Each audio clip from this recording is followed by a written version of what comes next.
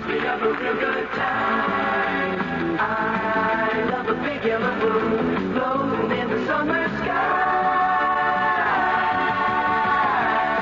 I like to play hide and seek after dinner in the evening time. And when we're together, we touch each other like Sonic and summertime. When you're getting kind of hungry for a real hamburger, is where they're found. They're the folks right around the corner. They live right here in town. So drive in for a real hamburger, service with a Speedo sound. It's happy eating at the Sonic Drive-In in Lancaster because Sonic and summertime go together. Sonic is where they're found. The CBS Radio Mystery Theater presents...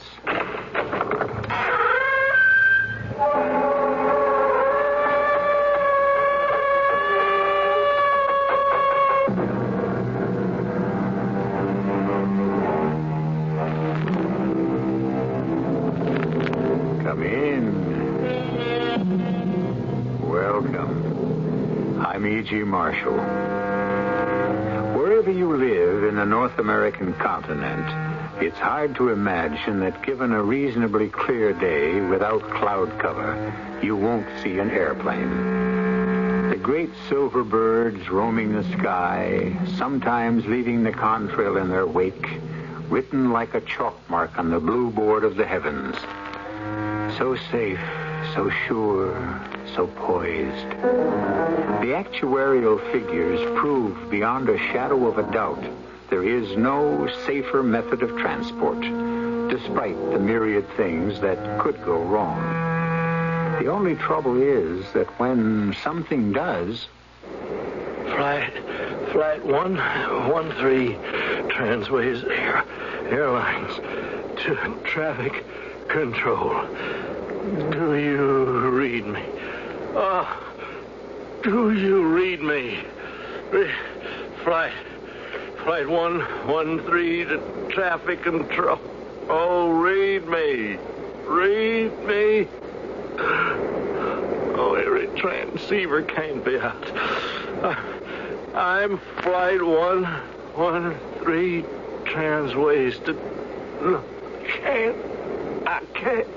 Mayday! Mayday! Mayday!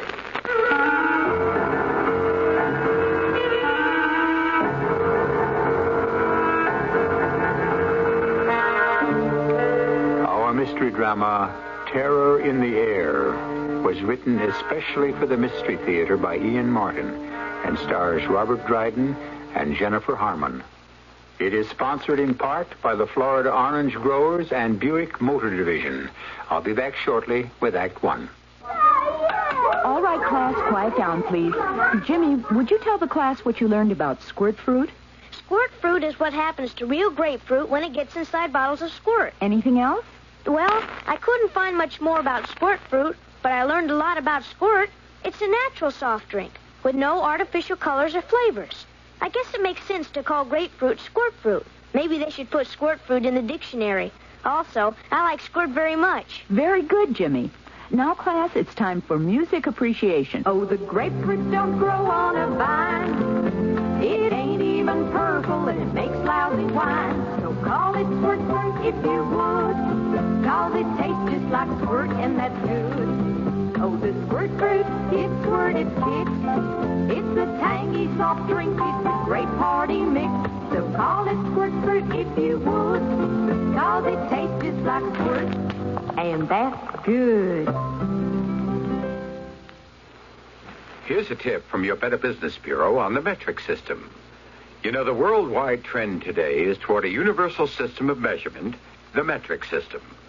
The names of this new system may sound strange to you at first, but fortunately, there are only a few words that have to be learned for everyday use, and these are the millimeter, centimeter, meter, and kilometer for describing length and distance, the milliliter and liter for capacity or volume, the gram, kilogram, and ton for weight, the kilometer per hour for highway speed, and the degrees Celsius or centigrade for temperature.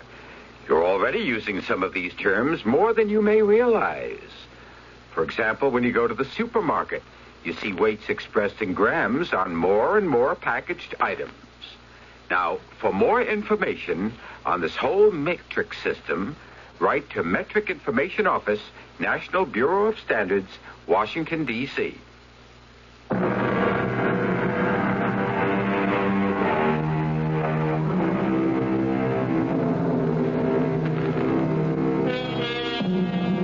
Flight 113, Transways Airlines, took off from Miami, a sleek DC-9 four-engine jet bound for Seattle, Washington, with one set down at Kansas City. The bulk of her manifest was a large charter of meat packers returning from a convention to be dropped off at Kansas City.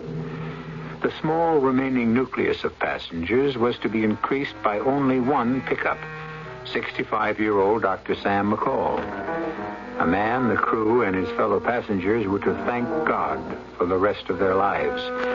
For Flight 113 was a jinx ship, doomed to a nightmare that is shared by anyone who flies, and against which every precaution is taken so that it won't come true.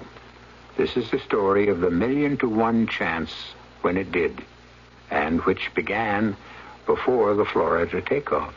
This is Flight 113, Transways Airline, Post K2. I'm ready to roll as soon as you get me someone to hold my hand. He's on his way right now from reserve. Hey, what happened to Dave? Yeah, his father had a coronary. He's pretty hairy, I guess, second time around. Dave took off for the hospital like he was fired from a gun. We're all checked out. I'll get back as soon as Dave's relief gets here. Come. Hi, Franny. Well, what the Sam Hill is that? Just a moment, Captain. That's our jolly little cargo. 115 slap-happy meat packers on their way home from the convention. Oh, brother. Oh, just be glad you don't have to move among them. It's worse than being in Rome. I probably won't be able to sit down for a week. Well, I'll give them a blast on the horn to tone them down. Oh, no, they're all right. I can handle them.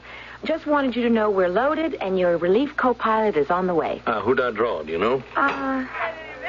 Your lucky day, Captain Thomas.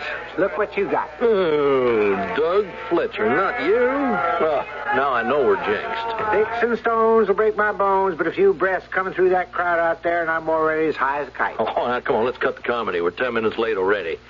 Fran, did Charlie check you out on the manifest? Yes, Captain. Is he off the plane yet? We're all buttoned up. Okay. I'll go get that bunch quieted down out there, huh? Hit the no smoke and seat belts. Right. Well, nice to have you aboard. Let's earn our pay. This is K Flight 113 Transways, Port K2 to ground control. Request permission to start engines. You have permission, Captain. Hit 'em, Doug.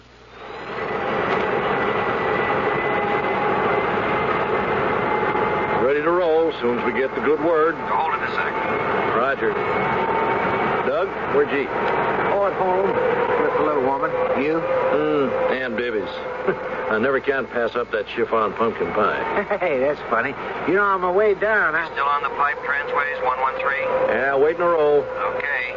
You're cleared to taxi to runway 5 via Hobo. Roger. We still have CAVU for the flight? As far as Kansas City. Ceiling and visibility unlimited. Thanks. We're on our way. Have a nice flight. We aim to please. with the load we're carrying, we can't lose. Most of them can make it under their own power. Otherwise, it looks like a milk run all the way.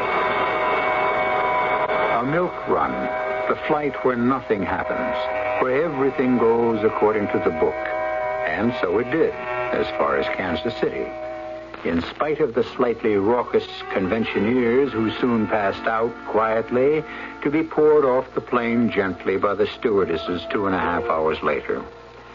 Waiting to take off again, Captain Thomas and his co-pilot Doug Fletcher could have no slightest suspicion that the second half of the flight was to make disaster history. What are we waiting for, Captain? Tower clearance? Anything wrong? Nope. Something coming in, I guess. How's the load? Oh, you could shoot deer back there. Let's see. We have only 32 left. We didn't pick up anyone here? Only one, a doctor. Very handy to have aboard. Now, what does that mean? Well, just that we have a lady aboard, a married lady who's very pregnant. Ooh, I hope we don't pick up any rough weather. Will you knock it off, you two Cassandras? Huh? Now, let's get airborne before you discourage me from the whole flight. This is Flight 113, Transways Airlines. I'm at number 1, requesting permission for takeoff. Acknowledge 113 Transways. Be advised you are now cleared for takeoff. Oh, here goes nothing. We're on our way. Fly happy, Captain. Only way to go. Thanks, Kansas, and out.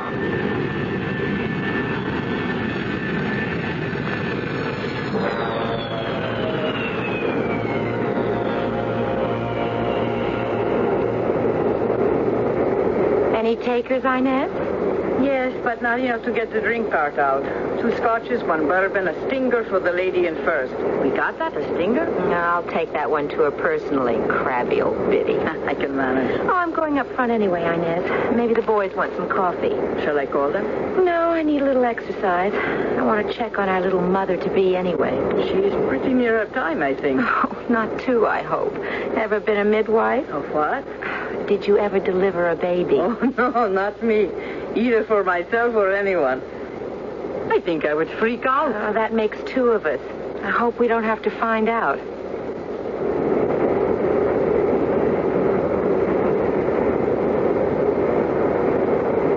You sure you feel all right, honey? Will you stop worrying, Fred? Well, it's just maybe I worry we shouldn't have done this.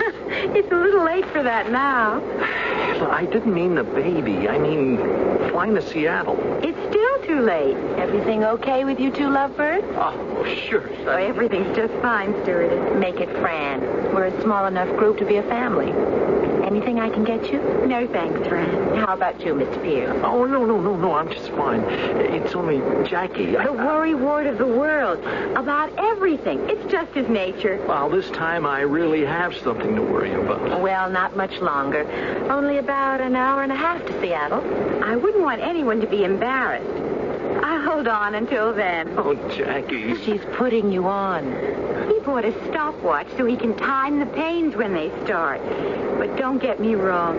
I love him. That's my exit cue. I've got to deliver this drink to someone. Excuse me. Dr. McCall, isn't it? What? Oh, yes. I just delivered a drink to your only companion, the lady in the back. Is there anything I can get for you? For me? No, there's nothing. Fasten your seatbelt, Doctor. It is fastened. Mind if I sit beside you for a moment? No, not at all. What is it? Freak storm. We weren't expecting it, or the seatbelt lights would have been up before now. Are you feeling okay? Me? Oh, yes. Why? Well, it's just air pockets. In general turbulence. We should be through it in a moment. I just wanted to make sure you didn't feel sick. I feel sick, all right. But not from this. I'm sorry. What can I say? Nothing. What can anyone say? Pete would have been 30 next week. From my angle, that's where life begins. But his ended. Pete? My son. First time I ever flew first class in my life. Thanks to the Air Force. They're flying Pete's body and the rest of his crew back from Guam. That's when he crashed. His mother is buried in Winoochka, you see, where I used to practice. I wanted him to lie with her. Oh, I'm sorry. I misunderstood about the way you were looking. That's all right.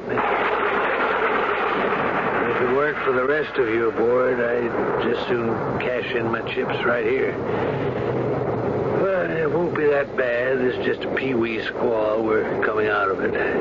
You can go on about your business and forget me. I guess we did blow right through it. Maybe I should get up and see if the captain and the co-pilot want some coffee. You get traffic control yet, Doug? I'm on my 3rd frequency. No response. Where the devil are they? Now, couldn't they have picked up what we just came through on the radar? Search me. This Flight 113, Transways to Control Tower. Do you read me? Negative. The breaker's out? No, Captain. I checked. Well, what do you want, Fran? What happened? No warning on the fireworks. Came out of nowhere. No advance from control? Yeah, we can't dig them up. Now, do you want anything? No, just as long as we're off the bumps, though. I thought you might like some coffee. Yeah, heavy on the cream, easy on the sugar. Doug? No, skip the coffee. I'm feeling a little off my feet. Hold it. This is Flight 113, Transways Traffic Control. Do you read me? Anything serious, Doug? It will be if we don't make contact. 113, Transways. Oh, forget it. There's so many backup systems beyond the regular frequencies. Emergency, Army, Navy, Sea Rescue, relayed through another plane. Don't sweat, baby. I'm worried about you. You don't look so hot. You should feel my stomach. This is Look, bring me a cola with lots of ice, huh? Wait a minute. We read you loud and clear. Where the hell have you been? We've been trying to raise you. Ditto here. Now, where the devil have you been? I'm on emergency backup now, and we are 27,000, cruising speed 485 knots, holding steady, heading 290. You didn't get anything from us on the regular channels. Negative. Well, we just came through a freak electrical storm. Didn't you pick that up on radar? That's why we were trying to reach you. It came in from nowhere. It's a whole front by now. Now, maybe that's what knocked the radio out. I was thinking of turning back, but maybe I'm better off as we go. What's up ahead? CAVU on present course. A little storm to the north over the Rockies, but you should bypass it. Yeah, we better. We got a pregnant lady aboard. I'd like to avoid any more turbulence. Just in case, you want to send us up top? Stand by till I clear you. Standing by. Well, looks okay now, except for you, Doug. What's the matter with me? You're a little green around the gills. It's at home cooking, or did a few bumps make you air sick? Oh, no. I don't know what it is. I got the cold sweats, seeing double. But it wasn't anything I got from Helen. Maybe I should have bypassed Aunt Bibby's. What do you mean, Aunt Bibby's? I was trying to tell you before we took off at Florida. I couldn't resist stopping off and having some chiffon pumpkin pie for dessert. Damn it! That's what I had. So, you're lucky. It wasn't too rich for you. I don't know. I think I'm going to pass out. Oh, Fran. Yes, Captain. Fran, I hate to lay this on you, but I've been having the symptoms Doug's complaining about. Good Lord, Captain. Oh, this is crazy. It can't be happening. It just couldn't be. Well, you'd better get back and bring that doctor up here. I feel like I can hardly move. Look at Doug. He's out. Your doc friend better be for real and get one of us operating, or there's gonna be nobody left to land this baby. I'll get him right away. Hello. Flight 113, Transways to Traffic Control. You read me. Damn. Flight 113 to Traffic Control. Oh, you read me. Read me. Every transceiver can't be out. Flight 113, Transways, read. Mayday. Mayday. Mayday.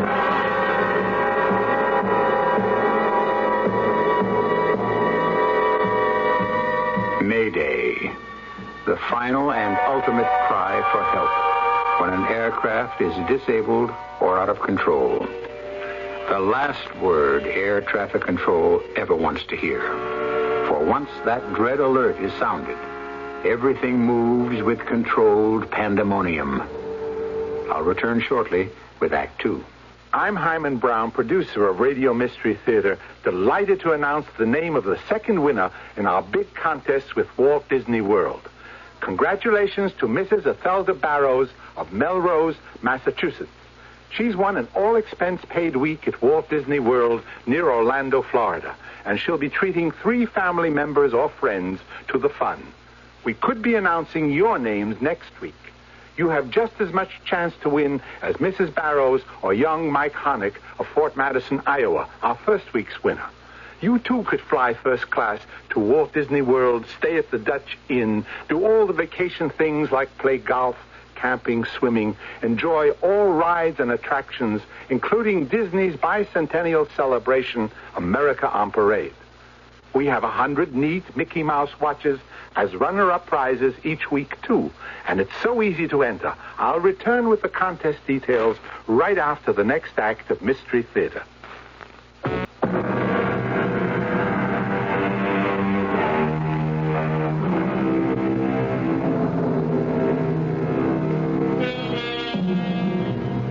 In the air, secure on automatic pilot, the big DC-9 is a symbol of man's ability to conquer a hostile medium, to make it his own as safely and sure as any bird.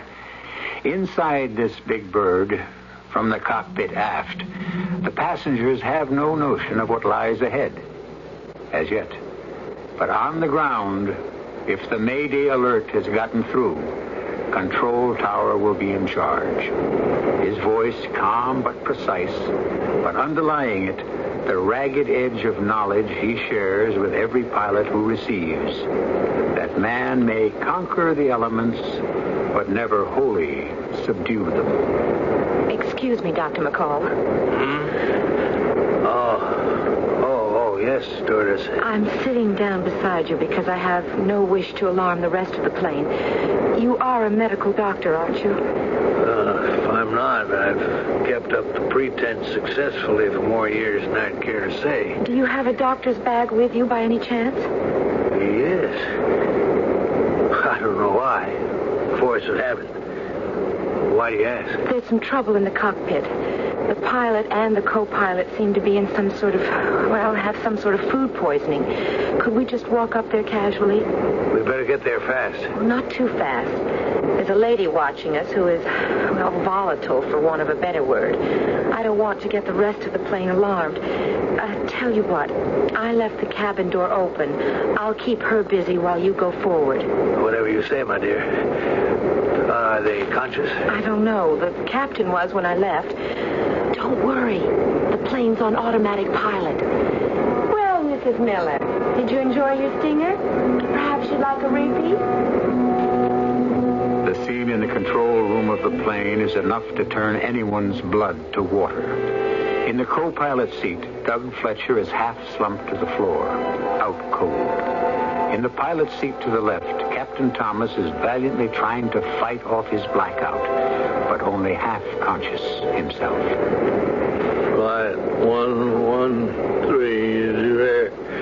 Sea rescue. Do you read? Do you read? I'm a doctor, Captain. What's the trouble? Pain in the stomach. I want to throw up, but I can't. See double. I can't keep my eyelids from closing. All right, let's have a look. Same with your co-pilot? Yes. Did you eat together before you left on this flight? No, but both had the same pie in Miami. A place called Aunt Bibby's. Pumpkin chiffon. That doesn't sound so lethal. I'm afraid. How are they, Doctor? What's your name again? Fran. Okay, Fran. I got to make a snap diagnosis on damn little information. Looks like we have a couple of cases of botulism. What's that? That's kind of food poisoning that affects the nervous system. Both of them are in coma. There's some toxins that might be helpful, but I don't have them in my bag. Best we're going to do is get plenty of cold towels and hope that we can bring one of them out of it. And if we don't? We are in real trouble. Any idea of our ETA? Well, about midnight, Seattle time. That's about an hour and a half? Just about. Well, first thing is to try to save these boys. Can you call back on the intercom to one of the other hostesses and get some ice and plenty of towels? Yes, sir. First, help me move the captain onto the floor.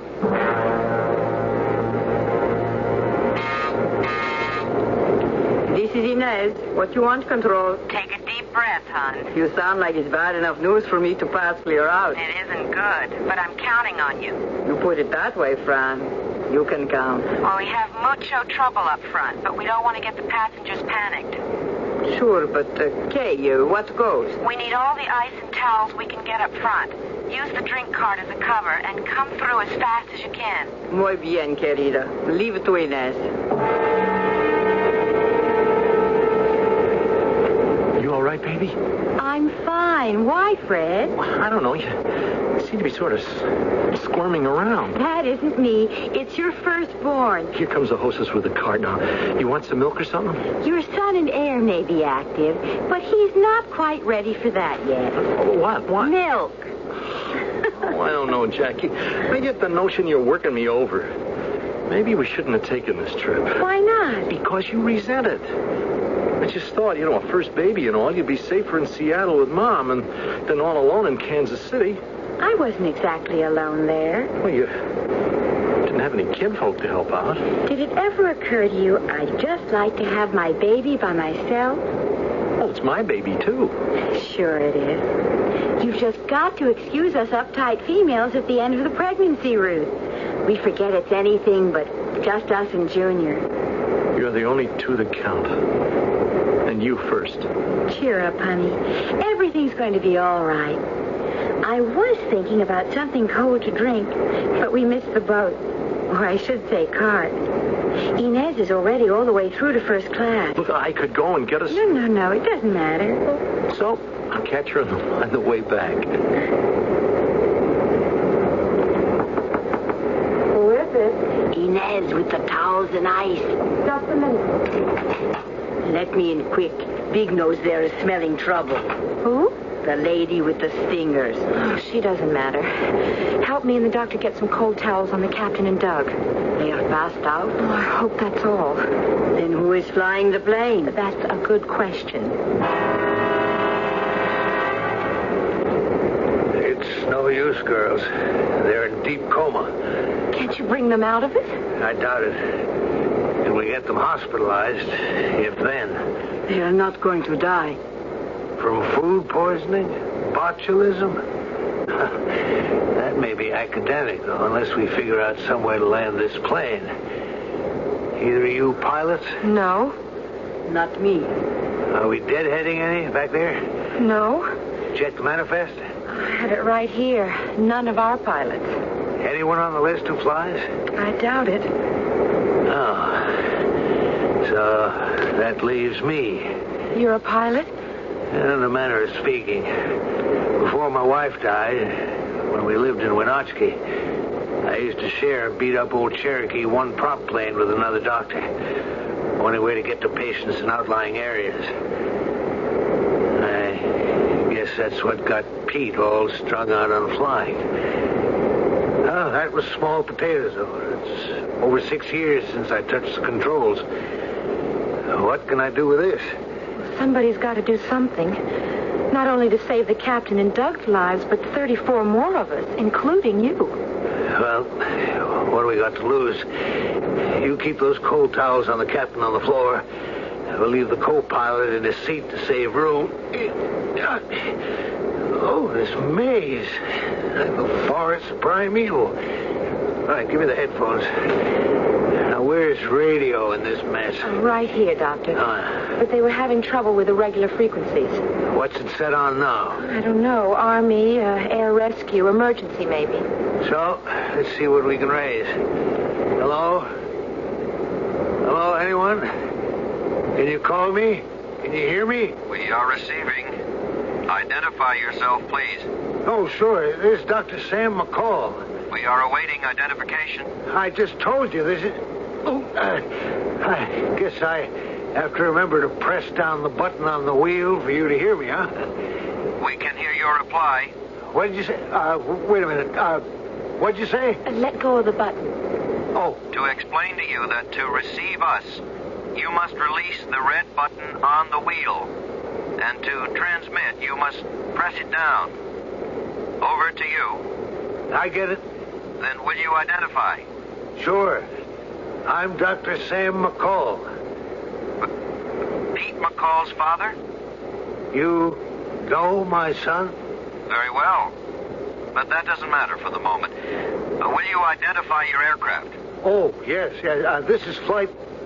what's the number? 113 Transways Airlines. Inez, you hang in here. I'm going back to check the passengers. Flight 113 Transways Airlines. Oh, yes. You're the Mayday. That's us, brother.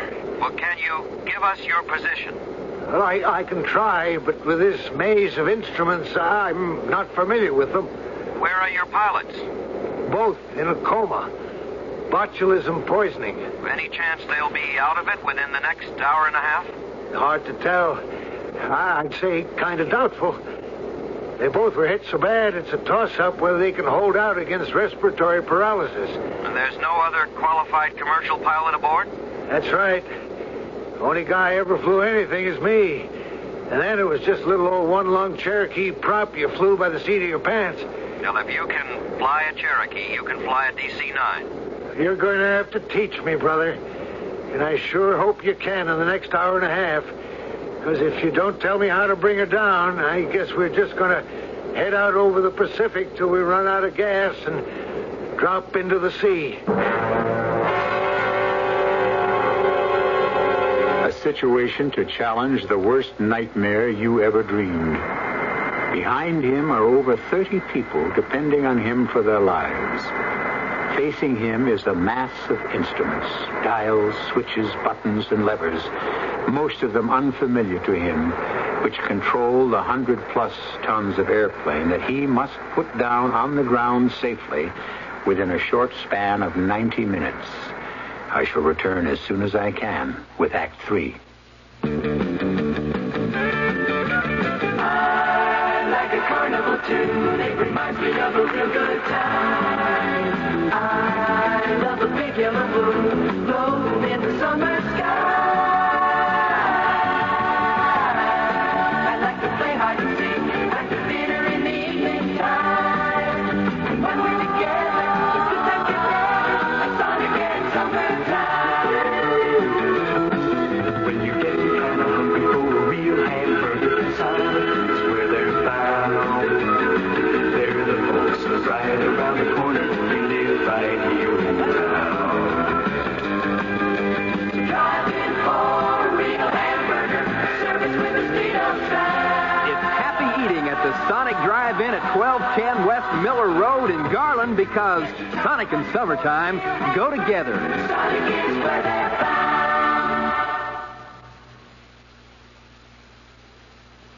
O great Spirit, whose voice in the winds I hear, and whose breath give life to all the world, hear me.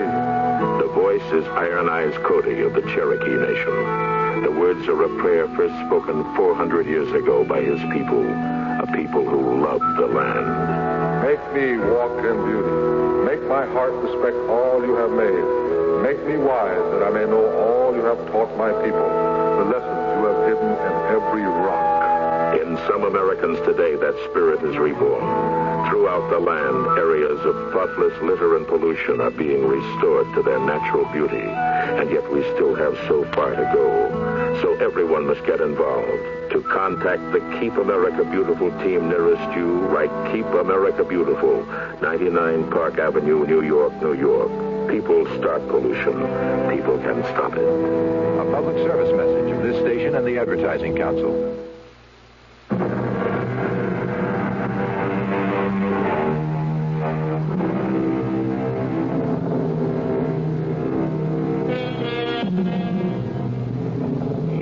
In the cockpit of a 4-engine jet monster 31,000 feet above the ground, alone. A 65-year-old man who joined this flight with nothing but death on his mind. Dr. Sam McCall, widower, now flying to pick up the coffin and the body of his pilot son who died tragically in a crash on Guam.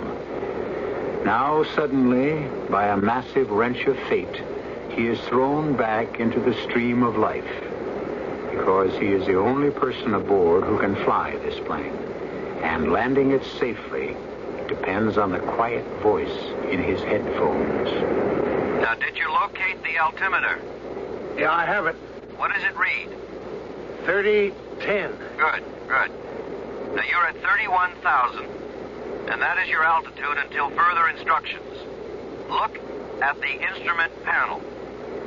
I hate to. It scares the hell out of me. There's the bank and turn indicator. And this looks like it could be the airspeed indicator. So just take it easy, Doc. You've got this thing licked. You know enough about it. Okay, Doc? Confirm. Hey, I like the doc part, too. Something about having a name makes me feel more at home. Do I get one for you? Affirmative. This is Colonel Blake. Okay, Colonel. We'll use our titles. Now, how do I fly this crate? That's a breeze, Doc. You just look down, and you'll see the rudder pedals. Put your feet on them. Now, look for your airspeed indicator and get familiar with it. That's the one left of the two circles dead ahead. Yeah, I got it. And now above that is your climb and dive indicator. I see it. Now, directly to your right are stabilizer and trim levers. Now, you come to your throttles. They should be set at cruising speed. What does your airspeed indicator read? 485. Roger. That's right where she should be.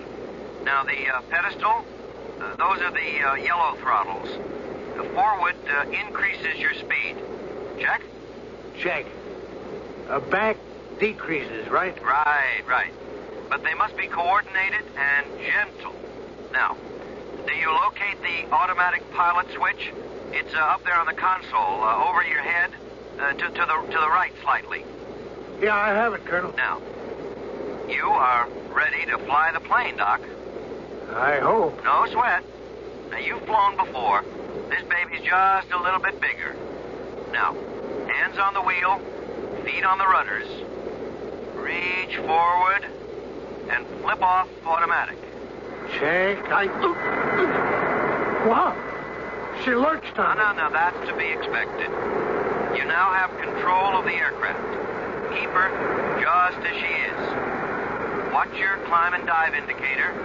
Watch your airspeed. Hold it steady. How's she coming? Brother, what a difference.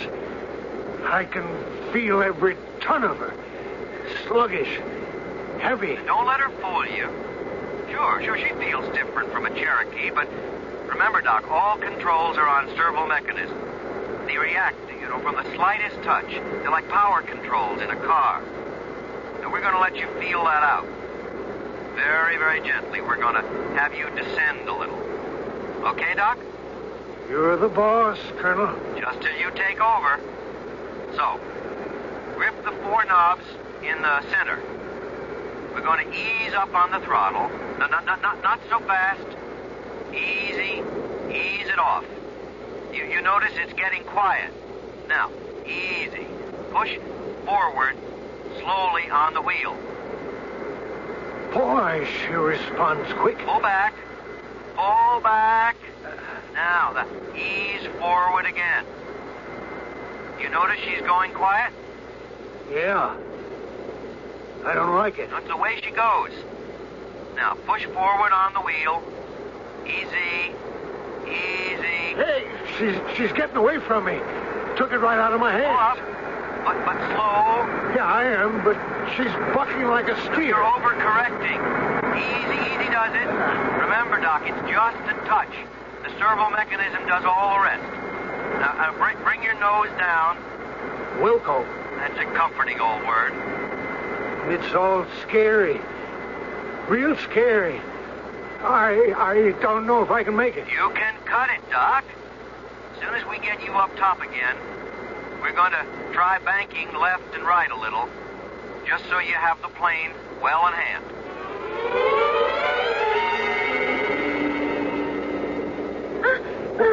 What is it, Jackie, baby?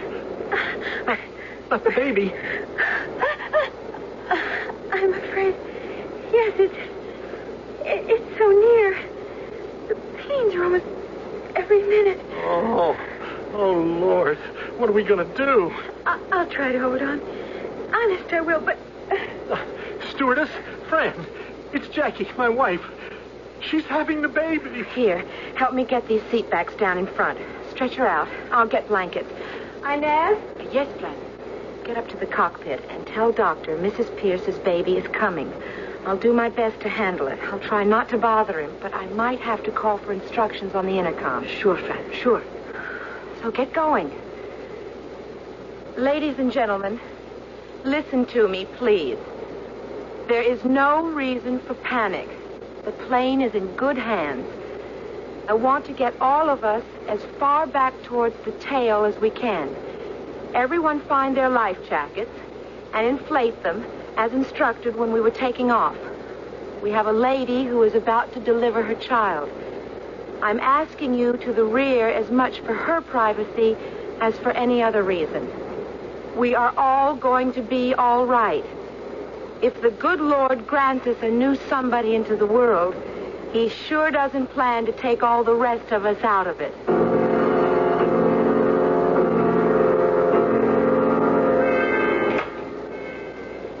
Excuse me, Doctor. How is it going? Not so bad now. Back on automatic. Taking a little rest. How's everything back there? Oh, not bad. Not good. I mean, Fran, she asked me to tell you she is handling it, but she might have to call by the intercom in case because there's a lady having a baby. Oh, that's nice. I'll try to set it down easy as I can. When is it due? I don't know exactly when, but it's on the way right now. In the midst of death, we are in life.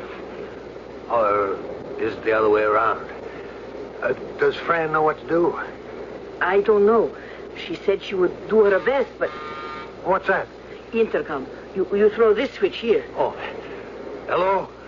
Hello, Doctor. It's Fran. Everything okay up there? For the moment. I'm sorry to bother you, but I have a problem. The lady who's giving birth? Yes. The baby is coming, but it's positioned the wrong way. Breech birth. Look, you can't handle that. I tell you what. We have an odd 25 minutes to play around with. Hold everything. I'll be right back. Flight 113 to control. I am receiving you. How much time do I have before we start descent approach? 25, 30 minutes. All right, then hang on till I get back to you. Before I try to land this plane, I got to do something I really know about. I've got to go deliver a baby.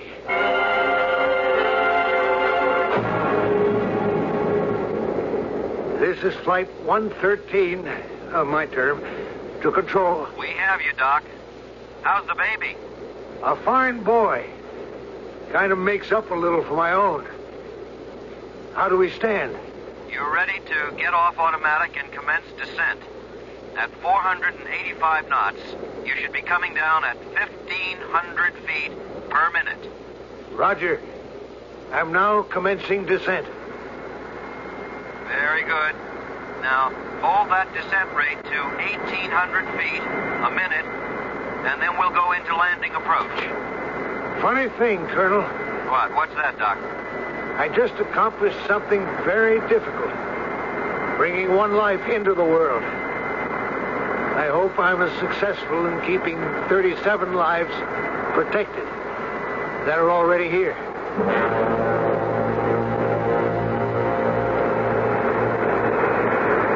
We're now coming in on your final approach. The descent is fine. How do you feel? Oh, I'm okay. Going a little fast, but No, okay. All right. Now, we lower the wheels. You remember the exercise? Affirm. Pull out rear lever and push down. Watch for 3 green lights indicating wheels down. I have the green. Okay, the landing gear is down. We have you in sight. Now give her some throttle as the gear slows you down. I feel the drag. More throttle. Now watch the flap indicator. You remember? Yeah, I remember. 10 degrees of flaps added. Confirmed. Roger. Hold her there. Now maintain airspeed at 127. I'm maintaining speed. You're doing fine. Now keep your feet on the pedals. Keep her nice and level. Can you see the runway? I see it. All right. Now maintain all configurations. You're doing just fine, Doc, just fine. We like the picture. Come in, easy as you are. I'm getting awful close. Just keep your nose up. Watch the airspeed. Yeah. It's dropped 10, 20. Now that's all right. You know you're slowing her up. And you're in, so hit your brakes and drop your nose. Confirmed. Hey, she's yawing on Hold your me. rudder firm. Hold your attitude. Keep that yoke back, hard back. Keep that yoke back. Push hard on those brakes, Doc. Push hard. Should I reverse engine? No. Steady on the rudder pedals. Keep that nose down. Give it all you have on the brakes.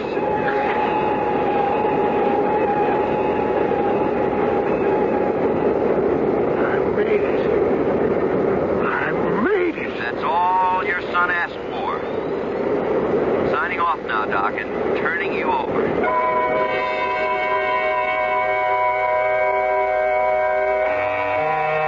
The plane is down, and in the operations office of the airport, the hero of the hour has been sequestered in blessed relief from all the hoopla and excitement by the airport director. Anything I can get you? A drink or something, Doctor? A bed, mainly. First, though, I've got some thank yous to dispense. Was it you who talked me down? I don't understand.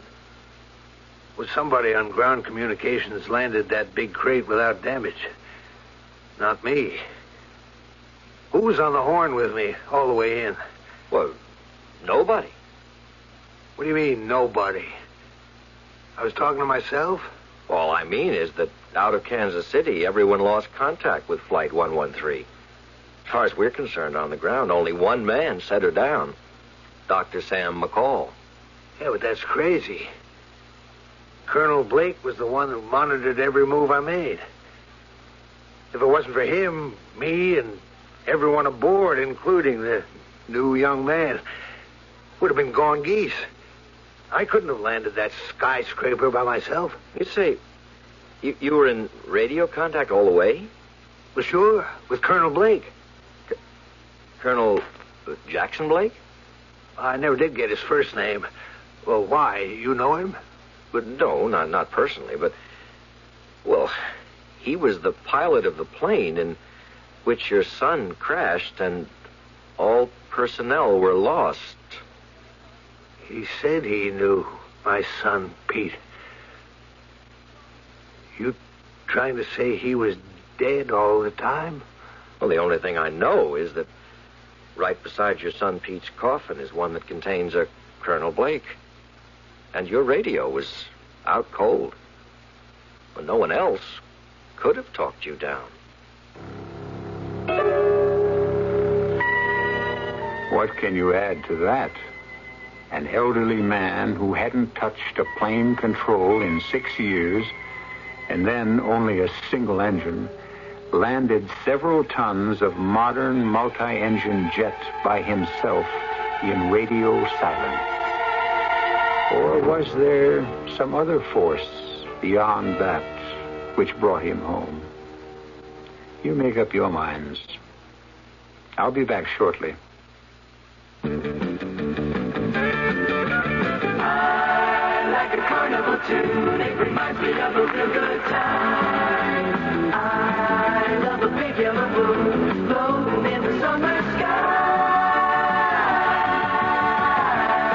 I like to play hide and seek after dinner in the evening time. When we're together, the good times get better. Like Sonic and summertime. When you get kind of hungry for a real hamburger, silence where they're found. They're the folks right around the corner. They live right here in town. Driving for a real hamburger, service with the speed of sound. It's happy eating at the Sonic Drive-In in Stephenville, because Sonic and summertime go together. Sonic is where they're found.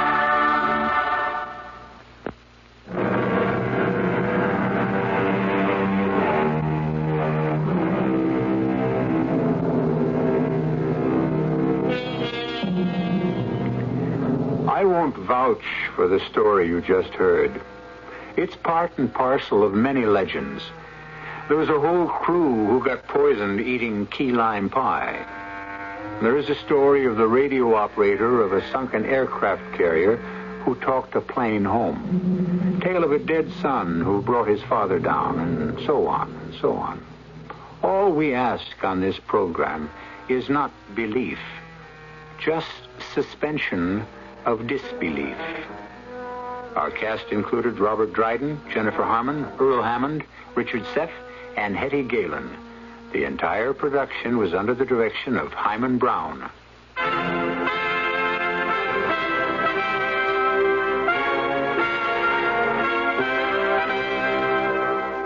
In God we trust. America speaks.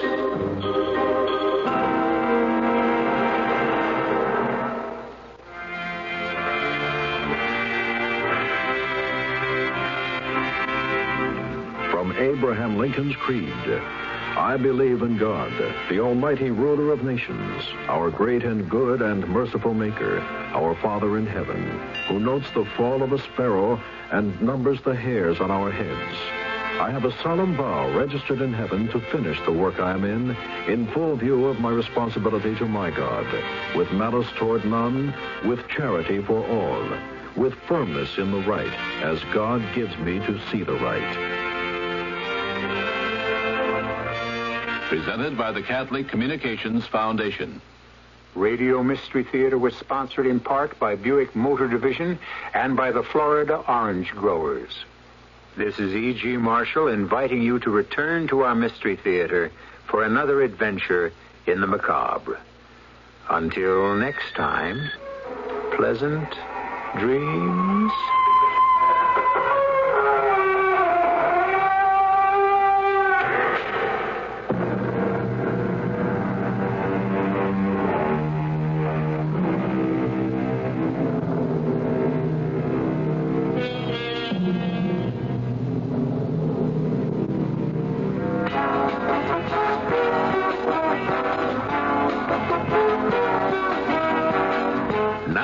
Saturday Dallas Morning News amusement section is better than good. It's fair. Wait a minute. How can fair be better than good? If it's called F-A-R-E, it can. Oh, that fair. But what makes it so good? Fair is more than an amusement section. It's a weekly entertainment guide. Does it still have the reviews I like on movies, theater, concerts, opera, and art? Sure, but now you'll have a lot more to enjoy. Like a catalog of things to do and places to go. Stories about showbiz folks and just plain folks. A look at the latest records, what to read, where to eat the hottest chili and the best beef Wellington, and what not to miss on radio and TV. That sounds great. That's fair. A week's worth of entertainment in Saturday's Dallas Morning News. For home delivery, call 745-8383. WFAA, Dallas, Fort Worth. CBS News.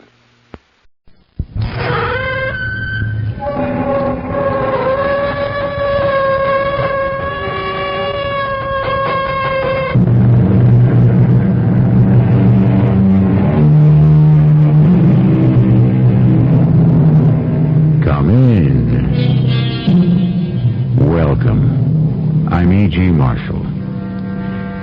Man, wrote Voltaire more than 200 years ago, is the only animal who knows he will die. But man does not and never has accepted this dire bit of knowledge, not completely.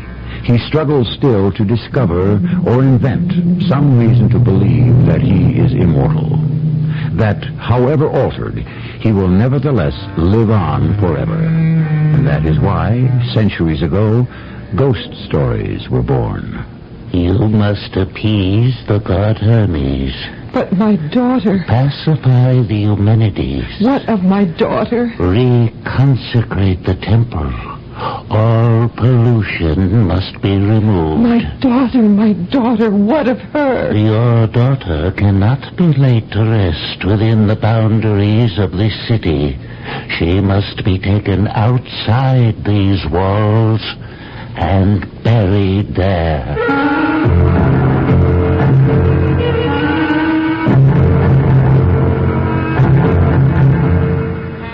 mystery drama, Night Visitor, was written especially for the Mystery Theater by Elspeth Eric and stars Terry Keane.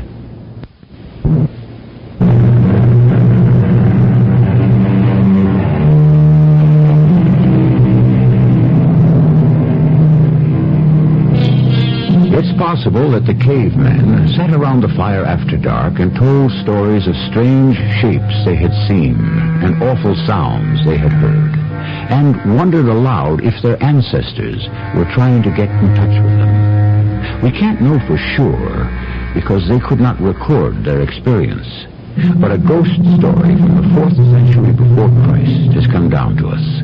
Its setting is Macedonia, and we have given our adaptation the title of Night Visitor.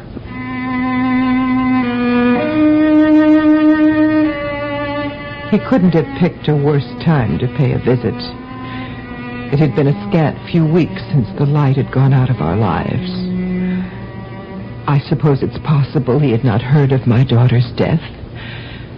After all, he lived in Therma, and I don't believe he traveled to Amphipolis more than 2 or 3 times on business for King Philip II. And he'd never before been a guest in our home. Still, Demonstratus, my husband, and I did our poor best to prepare for his arrival. Mercedes is very close to the king, you know. I know. And to the young Prince Alexander, too, I believe. Craterus was a general in Alexander's army. He's dead, Sheridan. 6 months married, and he died. Then she died. There's no need to remind me. Forgive me, my dear. Such a brilliant marriage, such a happy marriage. Then a widow so soon. Then... Dear wife... She lingered only a few months after his death. Our only child. Our lovely young daughter, our beautiful Philinian. Dear wife... Now this fool intrudes himself on our grief. You said yourself he may not even know. Yes. It must be that he doesn't know. Or he couldn't be so tactless, so unfeeling. His room is ready for him, I suppose. He'll be tired after his trip from Therma. It's prepared. I gave Melissa instructions. Properly prepared, I hope. Our best linen sheets. Food and drink. Spice cakes, apples, plums. A carafe of wine. Oh, yes.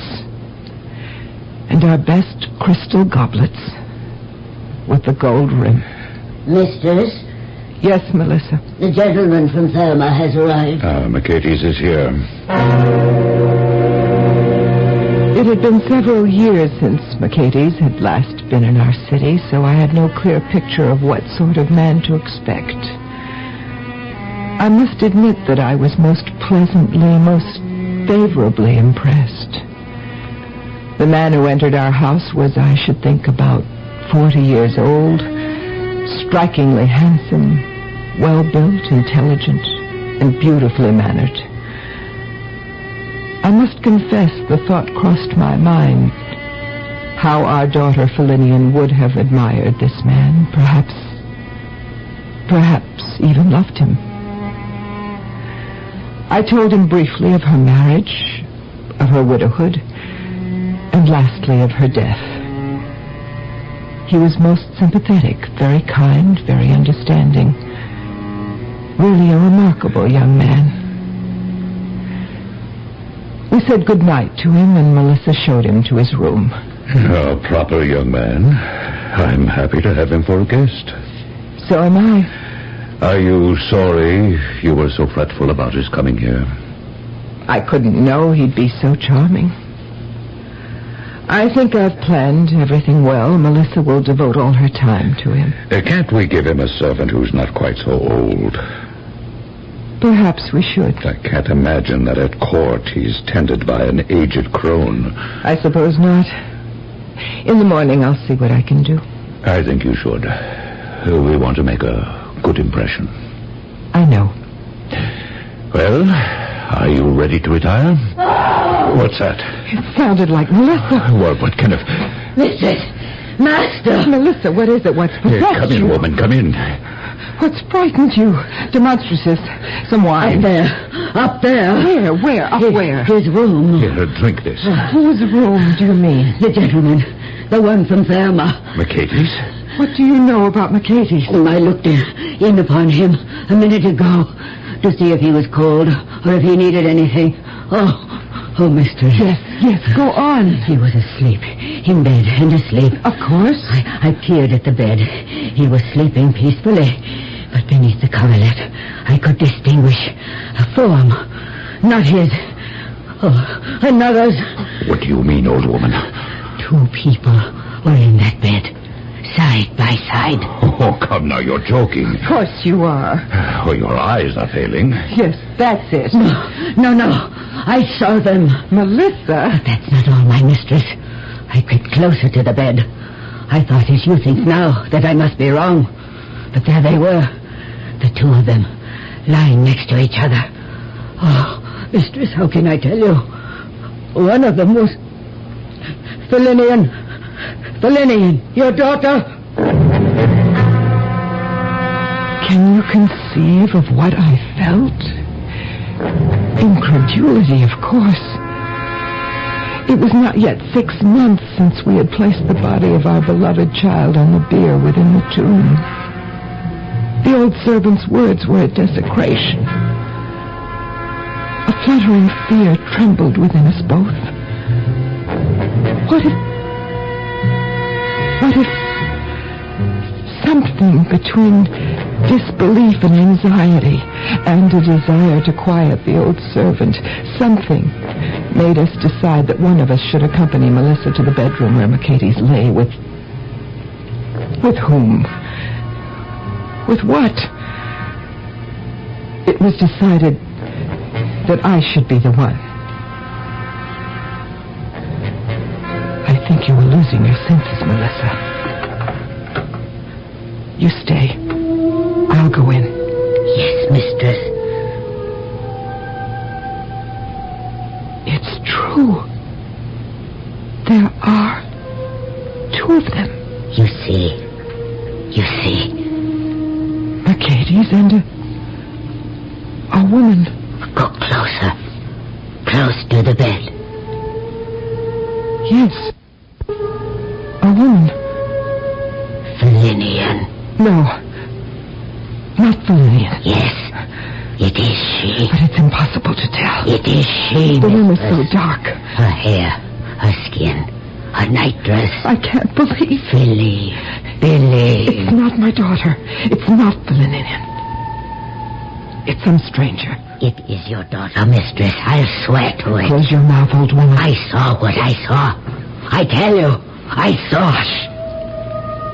Hush. We must not be found here. My husband is waiting for us below stairs. Come.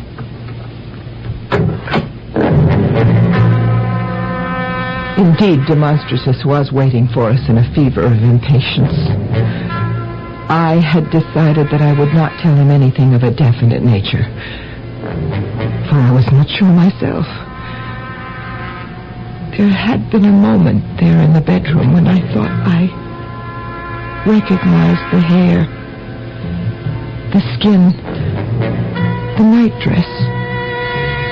They were familiar to me. But that signified nothing, really. Felinian could not have been the only girl with chestnut hair and peach-pink skin. Not the only one to wear a white sleeping gown threaded with yellow ribbons.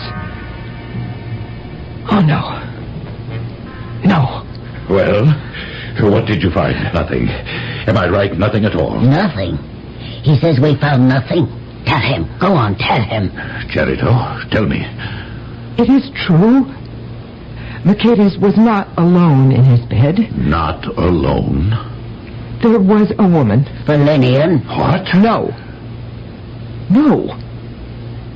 Someone who looked somewhat like, who could conceivably be mistaken for her. The hair, the coloring, the clothing. It was Felinian. Be quiet, you crazy old woman. I knew her from the day she was born. I watched her grow to womanhood. I tended her in the cradle. I guarded her at school. I cared for her till she married and left me. I know her, head to foot, body and soul.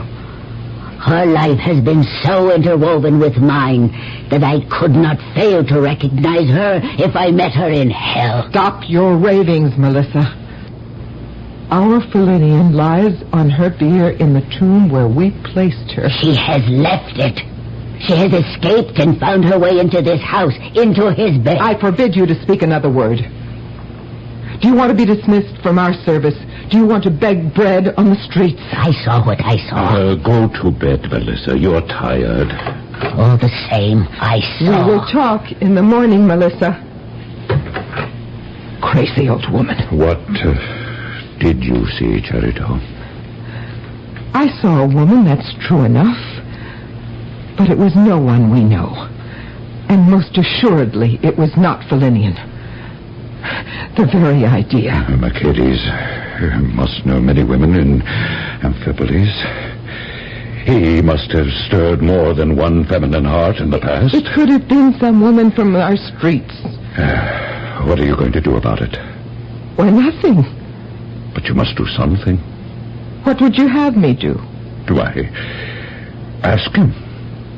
Ask him who invaded his bed in the middle of the night. Demonstratus. It could have been anyone. Mercedes is an attractive man, so virile, so handsome, so distinguished. It would be a simple thing for him to plan an assignation. Nevertheless, it was in my house that he carried it out, and I mean to confront him with it in the morning. No. Are you afraid, Charito? Afraid of what I might learn? Yes, it was true. I was afraid. A nameless, gnawing fear twisted my bowels. A haunting anxiety about what might lie ahead for all of us. And a terrifying suspicion that Melissa was not fabricating, nor was she deranged. That what she said she had seen, she had, in all truth, actually seen.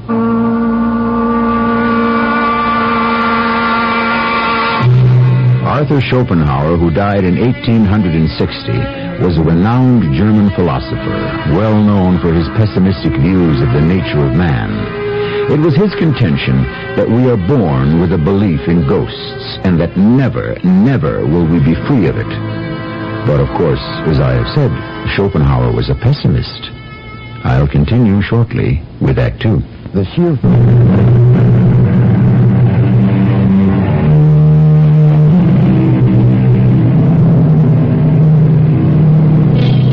Each of us, it's safe to say, has at some time lost a loved one. Our memories combine with our sense of loss and deprivation in a huge effort to bring them back to us. There are moments when it even seems that our love and longing must be strong enough to accomplish this. But what if it were true?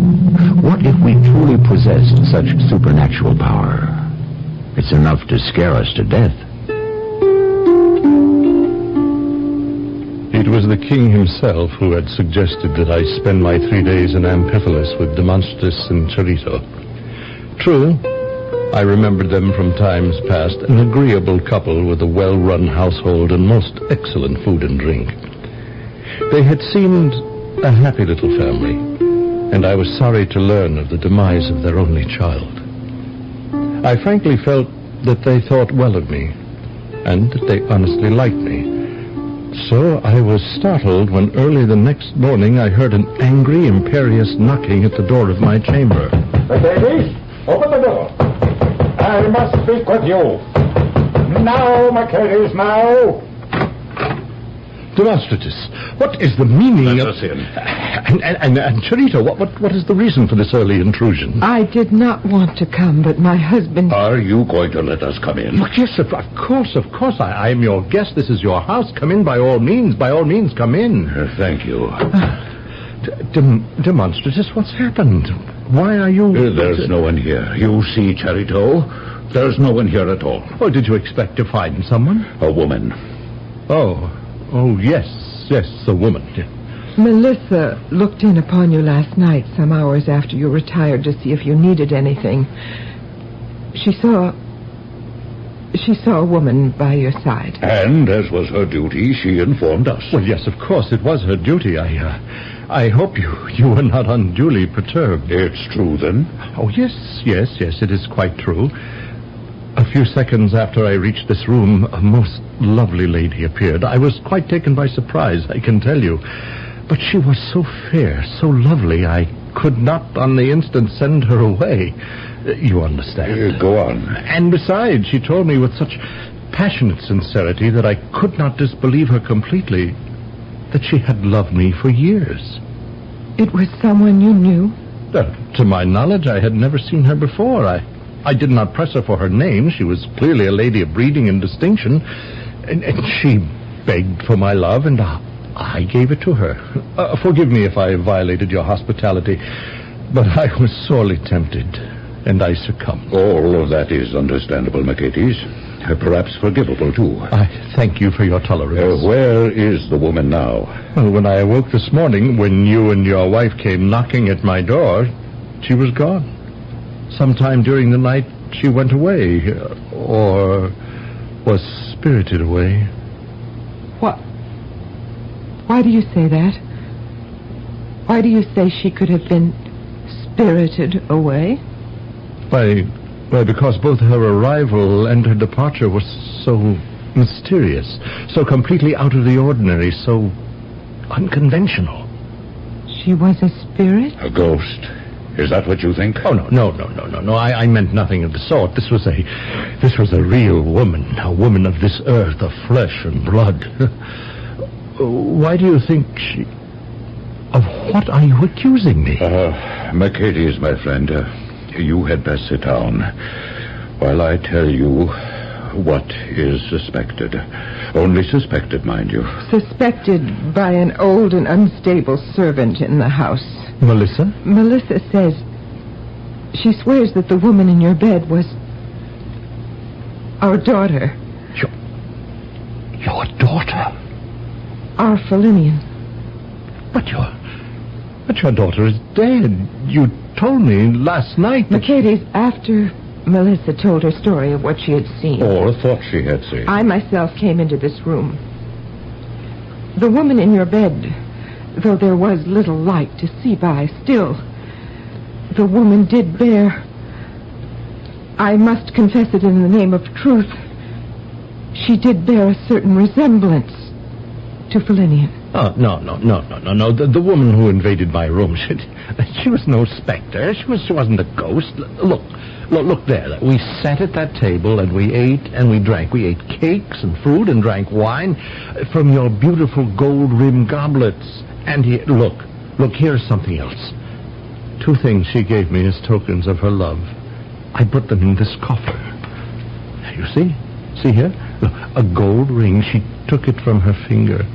And a gold belt from around her waist. Oh, no. Oh. No. There, you see, these are gifts from a tangible, a palpable woman. that was no ghost that visited me. Well, you do see, don't you? Mercedes, that ring, that belt, they were worn by our daughter, Felinian, during her lifetime. I can't believe that. No. And they were buried with her in her tomb. The ring upon her finger, the belt around her waist. But then somebody robbed the tomb. Yes, of course, that's it. Somebody broke into the tomb and stole the gold trinkets from her poor dead body. And somehow they came into the hands of my night visitor. Of course, that's how it happened. Now, don't you see? I suppose it's possible. Well, of course it is. Can it be proven? Oh, yes. Yes, I think it can. Can you prove it? Well, no, not by my efforts, perhaps. But look, it comes back to me. Now, during the night, this woman whispered to me that she would return. Yes, she promised that she would return each of the 3 nights that I slept here in your house. That she would come to me at the same time. Now, Now, if you and your wife will hide yourselves outside the door, you will see her when she appears. We could do that. Yes, but do not stop her from entering. Let her come in. If you fill the table with fruit and cake and wine as you did before, you will see that she is human, that she is alive, and she is a true woman. She is no ghost. And she is not your daughter. At long last, they were persuaded. They believed in my sincerity. And I was sincere. Oh, believe me, I had no wish to injure these good people in any way whatsoever. I wanted to satisfy them beyond their slightest doubt that my night visitor had been a living, breathing girl. No spirit, no phantom. What I did not tell them, what I could not bring myself to tell them, was that my visitor had whispered her name to me at one moment of that delirious night. And that name was Felinian. Now I was determined that they should convince themselves of what to me was incontrovertible, that the woman was wholly human. And it was with eager anticipation that I awaited the appointed hour of the next night, knowing that Demonstratus and Chorito lurked in the shadows outside my door. Mercedes, my love. Is it you? Who else should it be? My dearest heart? No one. Did I not promise you that I would visit you here in this room each night you slept here? Yes. Then light a light. Let me see you. And you, look at me. We will gaze upon each other across this little table. Oh, look here. Cold meats and bread and grapes and the finest brandy we could wish. Sit there, my sweet love. There's your glass. And mine. Now, let me fill our plates. Tell me something. Anything. Whatever you want to hear. Oh, there are things I want to hear. And there are things that I do not want to hear. Your plate, my darling. Thank you. Now, ask me whatever interests you. Last night, you told me something. Many things. I told you many things. But one thing in particular. And what was that? You told me, you said that you had loved me for a long time. Oh, yes, a very long time. How long? Since I was quite a young girl. Where did we meet? Why, here. Here? Here in Amphipolis. You came on business for King Philip. Oh, yes. More than once. Yes, several times. But I knew from the first that I loved you. Would always love you. Love you till my death and beyond. The second time I saw you, my love grew. And the third time, you were so fixed in my young girl's heart that I knew nothing could alter or stifle the love I bore you. Not even marriage to another man. You married? Oh, yes. I was nearly 20. My parents arranged it. Who was the man you married? No, he was very distinguished. A good man. A kind man. He was a general. Very high up in the army of King Philip. Perhaps you knew him. Well, what was his name? His name was Craterus. And what happened to him? Oh, he died. We were married a scant 6 months before he died. And that must have made you very unhappy. I grieved for him, yes. And then? Well, then, I died too. But you are here. My love for you had never died. It burned as fiercely as ever. My violent, my passionate, my unsatisfied love. And when I knew that you would spend 3 nights in my parents' house... Forgive me. Where are you going? Come back! Demonstratus, come in. Mercedes, no! Charito! We don't want them. Come in, both of you. She is here. No, we don't need them. Lillian, my daughter. Lillian, is it you? She's come back to us, Demonstratus. Our daughter has returned from the grave. Oh, dear child. To have you back. Oh, the gods are kind. Let us embrace you, dearest girl. Stay away. Stay apart from me. Lillian. Do not approach me. Do not come near me. But we love you. What do you know of love? You doubt that we love you? You're cruel. Cruel and unfeeling. My child, what are you saying? I came here by the grace of the gods. They allowed me 3 nights to spend with the man of my young heart. But you could not permit that, could you? You could not grant me my 3 happy nights. Oh, Lillian. I meant no harm to anyone. I did no harm to a single soul in this house. But you, Mother, and you, Father, with your meddling... Meddling? Yes, your meddling. Your audacious interference. Your bungling. You have destroyed the most sacred wish of my heart. And now... Yes, my daughter. What now? Now must I return to the shadowy place appointed for me.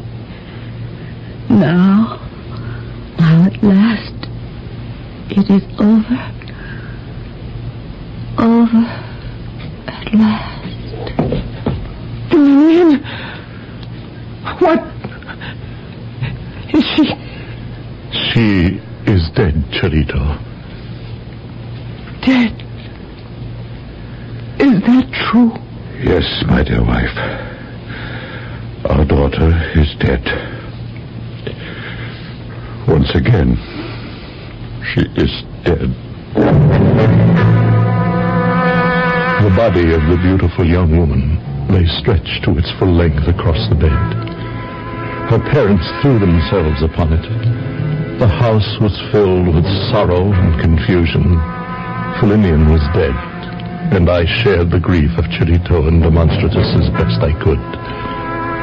But a question crowded my head and infected my thoughts. When had she been alive?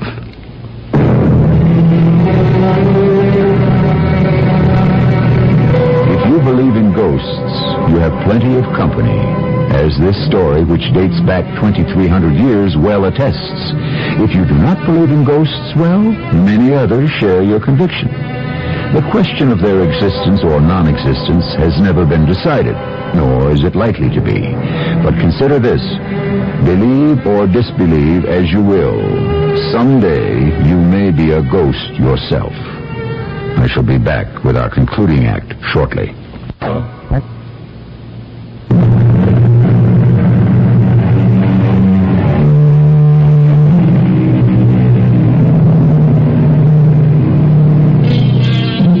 Let's be honest.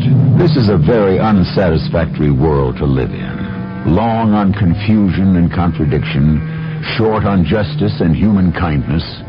Is it any wonder we long so ardently to turn away from it, out of disgust, despair, or simple boredom? But where, towards what do we turn in our extremity? Why, to the mysterious, of course, to the land of the unknown, the unknowable, and the strange creatures who inhabit it. They are good people, I guess, and kind enough in their way, but they are stupid. On the other hand, a slave, unburdened by possessions or position, happily deprived of aspiration and ambition, limited to menial work that any fool can accomplish. A slave like myself is free at all times to observe and reflect on the riddles and enigmas of life, both here and beyond. This is a freedom which I, in my bondage, cherish above all else. While the household was racked with grief over the second death of the beautiful Lillian, I took it upon myself to seek out Hylas, the greatest diviner among us. What brings you here, Melissa? Have you heard Hylas? of the awfulness that has come to pass in the house of Charito and Demonstratus? There have been murmurings in the street, yes. The word goes round that Felinian has come back from beyond the grave. That much is true. I saw her. I was the first. Stay a moment, Melissa. You say you saw the specter of Felinian? Not a specter, Hillis. Felinian as she was before she died. Who would know her better than I? And you say you were the first to see her returned from the grave? Oh, there I misspoke myself. I was not the first, but I was the first to recognize her. Ah, and who was the first to see her? Mercedes from Therma, friend to the king, who came here for 3 days on state business, and chose, unhappy choice, to spend those 3 days in the house of Demonstratus. But Felinian has been dead for some time now. Mercedes was informed of that on arrival. But that night he was tempted and seduced by a beautiful young woman. And when, in the early morning hours, I entered his bedchamber to see what he might need, there they were, together. And you can imagine my horror when I looked down and saw the face of my cherished Felinian. I rushed to tell my masters, and in the morning they confronted Mercedes, who swore that it was a living woman who had visited him. He showed them a gold ring and a gold belt, which he said the woman had given him. But, ye gods, they recognized the jewelry as having belonged to their daughter. Indeed, she had worn the ring and the belt to her grave. Oh, the horror grows. Mercedes insisted that the woman had been a living, breathing being, no ghost from the other side, and invited the father and mother to hide themselves outside his room. For he said the woman had promised to visit him at the same hour each of the 3 nights he slept beneath that roof. And did the father and mother accept the invitation of Mercedes to eavesdrop outside his room the next night? Indeed they did. And indeed Felinian appeared at the very hour he had said she would. They ran to embrace their daughter, so glad they were to see her, as they thought, return to them. But she repulsed them utterly, heaped scorn and loathing on them for having prevented the 2nd and 3rd nights of her rendezvous with the man she had loved so long. And then,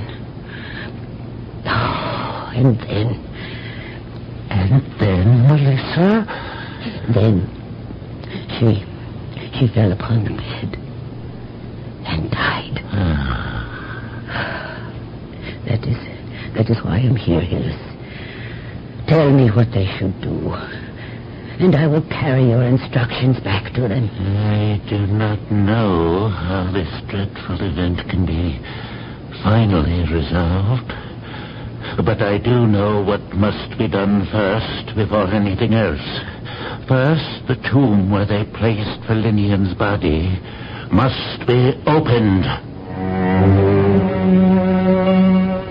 I took the instructions of Hillis back to Charito and Demonstratus. They had the grace to thank me for my trouble and made ready to visit the tomb that very day. As for Mercedes, he nodded dumbly when I told him all that I had done and what remained to be done. But he said that he would not go to the tomb, but would wait for us to come back to the house. So we went without him. Here is the bier where the body of my father lies. Here lies my brother. Here my aunt. The bier of Felinian lies straight ahead. I know very well where she lies. Bring the torches closer. Look there. There is no body. But where could? At home? With Mercedes on the bed where we left her? Let us hurry back. Come, Melissa. Wait. Come, Melissa. Look here. What is it? See what I found lying on the bier? What? It's an iron ring. A man's ring. There's something else. Look. A goblet. A goblet with a gold ring. Oh, demonstratus, it's one of ours. It is one of those I left in the bedroom of Mercatus that first night. Come, both of you. We must go back to the house. We hurried back, half walking, half running along the dusty road, saying nothing to one another, our faces drawn and haggard with anxiety. We were within a few yards of the house when we saw Mercatus standing in the middle of the road. Mercatus, we entered the tomb. The bier of Philinian is empty. I know. You know? How? What do you know? After you left, I decided that I had been cowardly to refuse to go with you to the tomb. A few minutes past, I made up my mind to join you just outside the house, lying on the grass. I found the body of Philinian. What? Why should she be there?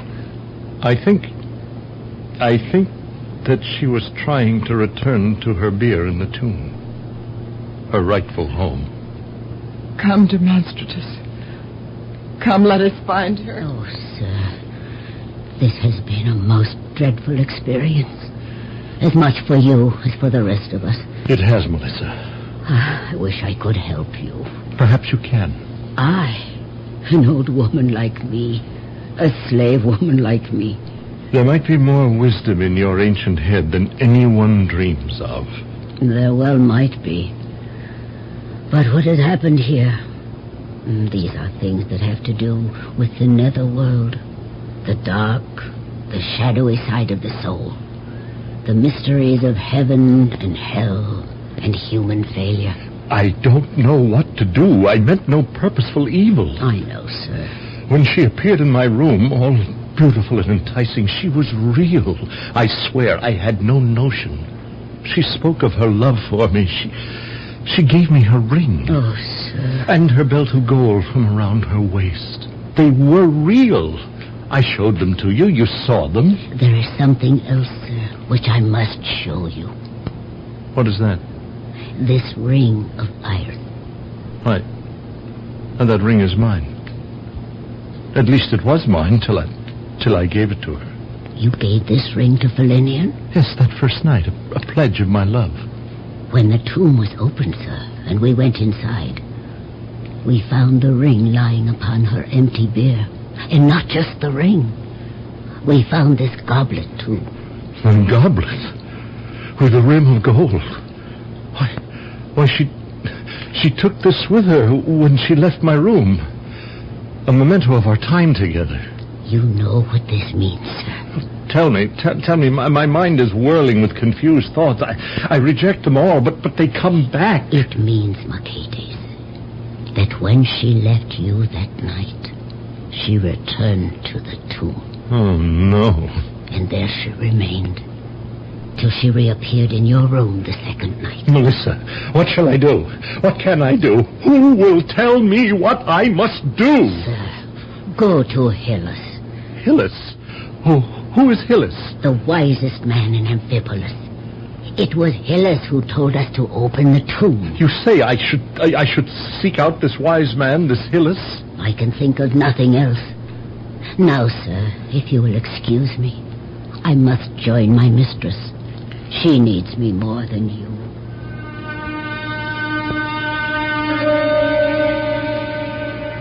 I suggested to Charito that she and I should go to the place of assembly. There was bound to be a crowd there, for by now everyone must know of our journey to the tomb and what we had found and not found there. At first she hesitated, but when I said that Hylas would most certainly be one of the crowd, she consented, for she knew she was in drastic need of counsel. Hylas! Hylas! Is Hylas here? He's here! Yes, I'm here. Hylas, I must speak with you. Yes, Charito. I need your help. This awful quandary into which we have been thrown. Quiet. Quiet, everyone. Be quiet. Hylas, you know of the tragedy that has befallen our family. There is talk of it, Cherito. And Melissa has told me the true details. Which she herself witnessed. And you wish me to tell you what should be done. To wipe away the stain, to cleanse our house. Cherito, make sacrifice to the god Hermes. Yes. And to the Eumenides. Oh, yes. And to Zeus. What of my daughter? Her body lies outside our house. Ah, you would place her back in the tomb. Is that it, Cherito? On the bier that is hers. No. No, Cherito, no. No? Then what? Then where? Linian cannot be laid to rest within the boundaries of this city. She must be taken outside these walls and buried there. No! It is the law. It was harsh advice to give, but such were the facts, and such was the law. And the sorrowing friends and family did everything that I suggested with the utmost care. The man, Mercedes, never consulted me. That same day, he killed himself. Perhaps, had he sought me out and asked my help, perhaps I would have told him that there was no other proper thing for him to do. But what he did.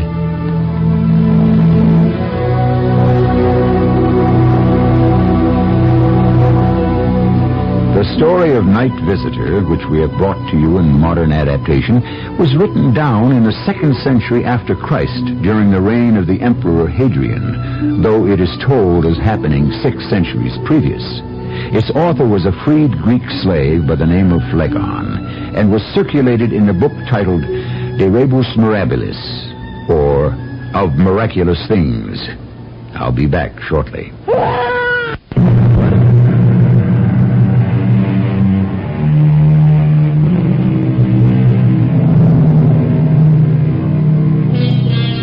The opening of the story of Philinian is missing from Phlegon's account, but from other sources it has been ascertained that it was taken from a letter written by a man called Hipparchus to a friend named Eridaus, who was half-brother to son of Philip II, Alexander the Great.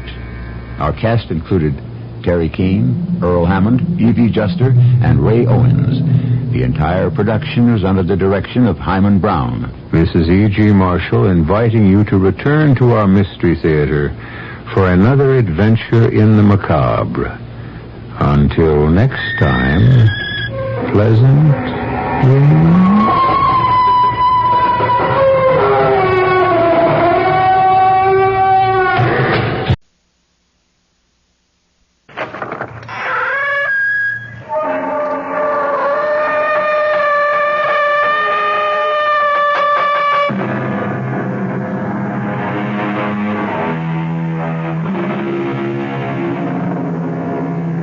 Come in. Welcome. I'm E.G. Marshall. Welcome to the world of terrifying imagination, to the fear you can hear. There is a green land called the Emerald Isle, where stardust dapples shining lakes that sparkle against blue mountains which fall away to winding bays. But there are darker sides to Ireland, currents that run deep. A wasting, bitter civil war in the north, and everywhere, lurking behind the shamrock and beneath the laughter, a dark world of legend, of banshees and warlocks, of voices on the wind against which the traveler should stop his ears, or the sound of the death bell. Our mystery drama, The Death Bell, was written especially for the Mystery Theater by Ian Martin, and stars Michael Tolan. It is sponsored in part by Anheuser-Busch Incorporated, Brewers of Budweiser, and by the Kellogg Company, makers of Kellogg's Special K cereal. I'll be back shortly with Act One. Hello, this is Goldilocks. It seems like only yesterday that I was a little girl tasting porridge. You know, this one's too hot. This one's too cold. And now I conduct taste tests on diet drinks. And there's one I must tell you about. Sugar-free Diet 7-Up. It has a fresh, natural, delicious taste. It drives my taste-o-meter crazy. Sugar-free Diet 7-Up. This one's just right. Computers. We're big on that. You deserve an airline that remembers your name. Ozarks Computer helps us not to forget your name, reservation, connections, your return plans. At Ozark, a big impersonal computer helps us deal more personally with you. Computers, we're big on that at Ozark Airlines. Now go Ozarks Evening Jet at 6:45 to Washington with through service to Champaign-Urbana and Peoria. Since time immemorial, man has sought to trace the future in the lines of the palm. The best answer always is, if you truly believe. As in spite of herself, it would appear that Sheila Doyle does.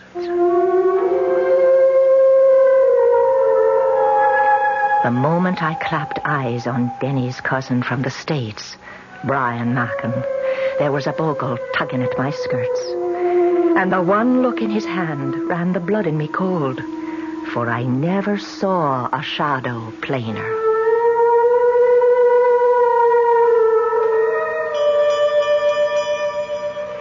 Brian?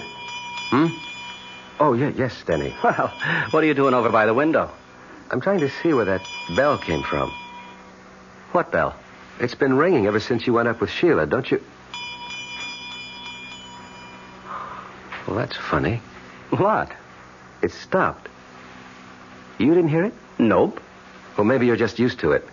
Don't you have some kind of a bell around here? Well, the church? No, not a church bell. Something much smaller, like, on an animal, maybe. Well, there aren't any animals around.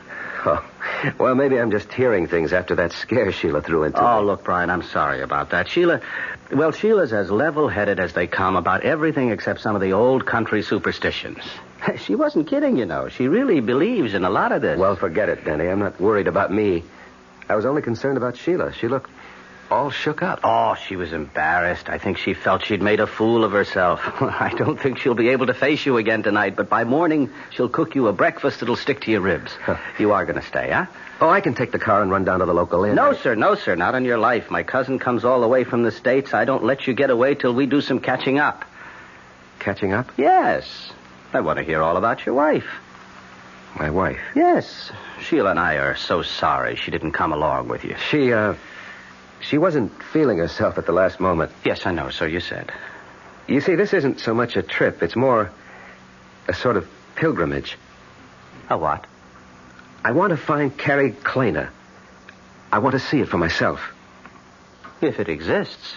What do you mean? Well, Brian, I always understood it was just a family legend. You mean to say you've been here in Ireland now for 3 years and you haven't tried to look it up? Man, it's near 250 miles from here and I haven't a car. Anyways, it wasn't my side of the family. Well, it was mine. Or should have been. At the very least from my mother's side. You know that. Well, I honestly don't. All I know is that my mother used to ramble on when she got older about how there was royalty in the blood somewhere far back and the ancestors lived in a castle in the north. Carrig Kleiner. It was a castle. Huh? The Carrigs were said to be in the direct line of descent from Brian Boru himself. And it was a family custom to name the residence for the family name and for the wife who reigned over it.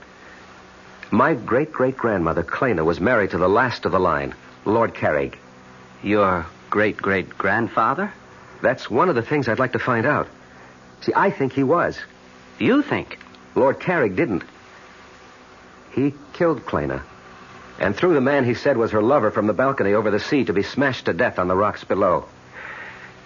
And he sent my great-grandfather to be brought up by his wife's family, the Mackins. Your great-grandfather? You mean Carrig's son? He refused to recognize him. Claimed he was illegitimate. I see. Well, now, look. Looking for an old lost castle is as good a way as any of spending a vacation. You'll get a chance to see a good bit of Ireland on the way. Now, come on. Let's go get your bag out of the car, and I'll show you to your room.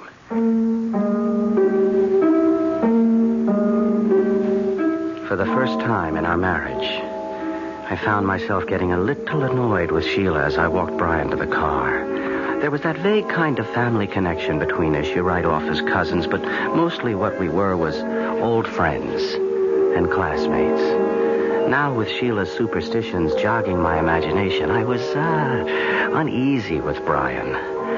A feeling, thank the Lord, that a few minutes in the soft Irish night blew away. Oh, it's good to be alive on a night like this. It makes me think of... What, Brian? Commencement. The end of the term, anyway. or after the last ball game of the season. Tired, but loose, you remember? Well, for pitchers, maybe. Catchers with old football knees took longer to unwind. Well, so, how's the old rat race? Advertising? Oh, it still goes round and round. Hamsters on a cage wheel. How's the writing? Slow, but sure. And I make an honest buck cutting peat to keep myself in shape. You're a happy man. Oh, what more could I ask for? Wait till you see your namesake tomorrow. Little Brian. How soon will he be 2? About the time his little sister comes to join him, 6 months or so. Oh, hey, you're having another? Yes. Oh, well, that's solid, man. It's solid. Well, you know I always liked kids. Nothing like having your own, though. And how about you, senior citizen? What does that mean? Well, you have been married longer than Sheila and me. When are you and Gloria going to have yours? As a matter of fact, Gloria got pregnant 7 months ago. Oh, and you're trying to keep it secret. So that's why she didn't come along, huh? That's one of the reasons. But come on, I can't keep you away from your wife any longer. Here, just let me get my gear and we can hit the sack. Oh, there's no hurry. For my money, we could sit up all night and shoot the breeze. Well, that'd suit me if I didn't have a long journey ahead of me tomorrow. Oh, I see. You're still determined to go chasing rainbows. I heard the door close when they left the house, and had gone to the window to watch Denny and Brian talk at the car. I couldn't hear the words, but at least Brian's arms slung around Denny's shoulder eased my mind enough to make me go to bed. Still and all, even with the soothing sound of their voices rumbling below and their laughter, it was long before I fell into an uneasy sleep. Oh, Danny? Oh, I'm sorry. Shh, Sheila, shh. Darling, go to sleep. It's all right. I was half on to waking. Turn the light on. No need. I'm all undressed. Just come into bed. And did you get Brian settled? Yes. He's snoring already. By the time I closed up and looked in on little Brian, he was dead to the world. Darling, what's wrong? You shivered. Oh, it was maybe a hair limped over my grave. Hold me. Who needs to be asked? Sheila, you're wrong about Brian. What way? We've had a long talk, just like old times. I never felt closer to him. Well, I know you've missed him since you came away here. We were always more like brothers than cousins. Well, I'm not saying he isn't tense and all wound up, but that's old stuff to me, Akushla. Oh, you're making to be a real Irishman again. Well, next to you because of you, and grateful I am. Are you for real, Danny? Don't you know? Oh, Sheila, I used to be all tied up in knots like Brian, and that's all it is, you see. Well, I hope you're right. You haven't heard the best news yet. What? Well, you're not the only one that's carrying a heart beneath your own. Gloria's expecting. Brian's wife? When? Before you. That's why she didn't come along this trip. Well, that's good news, Denny. I want to be happy for your friend, your cousin, your brother, almost. Well, so you can be. Sheila. What did you think you saw in Brian's palm? Don't ask me. First of all, because I have no words to tell you. And second, I'm praying to sweet Mary to forgive me. For I'm hoping it was himself who's only giving me a warning not to meddle in the Lord's business. The night is quiet outside, except for the tinkle of that far-off bell. There's a kind of peace. I had to stop here with Denny. Touch normal life, if only for a moment. I will not think back. And tomorrow must wait till I find it. I know what it will bring to so many people. I wonder what it will bring to me. Brian Mackin. The last thing I hear is the bell, lulling me to sleep.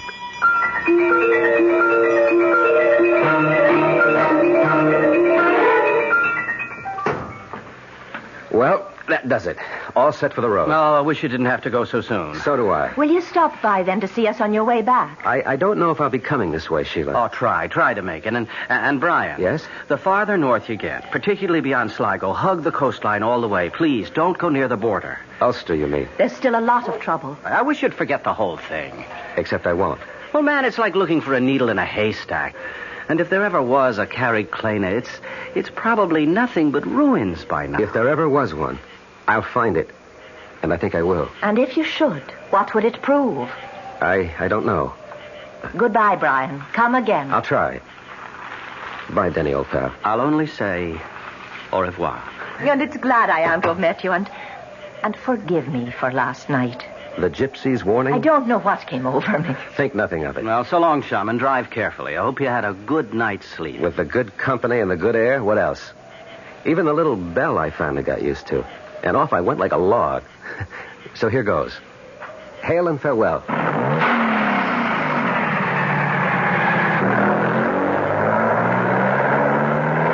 was that about a bell, Denny? Search me, Mavourneen. When I came downstairs last night after I took you up to bed, Brian was by the window. He insisted he could hear a little bell ringing somewhere, but I couldn't hear it. What kind of a bell was that?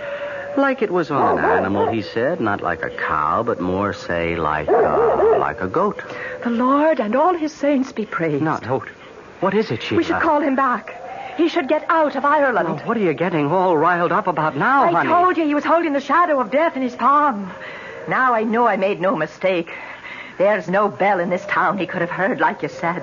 Except one. What? The one that's only heard by him it sounds for, and I know it for sure.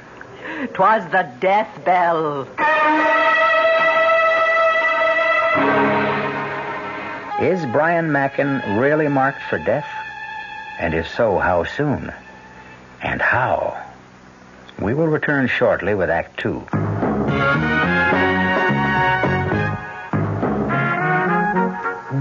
Some beer drinkers have funny ideas about beer. They think beer improves with age, like wine. Well, find a brewmaster, though. You'll find a beer drinker who knows better. The Budweiser brewmaster says it all depends on how beer is aged. Just letting beer sit in lagering tanks makes it older, not necessarily better. That even goes for keeping a case around the house for a couple of months. But there is one kind of aging that's good for beer. The Budweiser kind. Beechwood aging. In this kind of aging, something happens. It lets all the flavor of the choicest hops and best barley malt that go into Budweiser get through to you.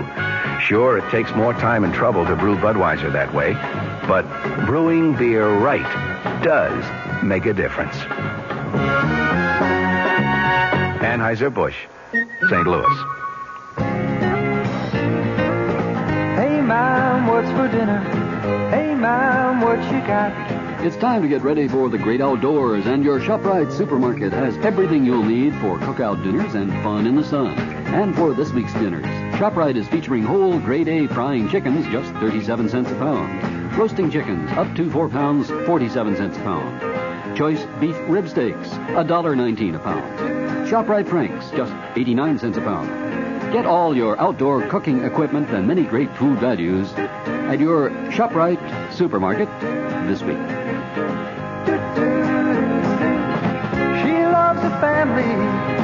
She wants the best. She does all that she can do. She lets ShopRite do the rest. Hey, Ma, what's for dinner? ShopRite has the answer.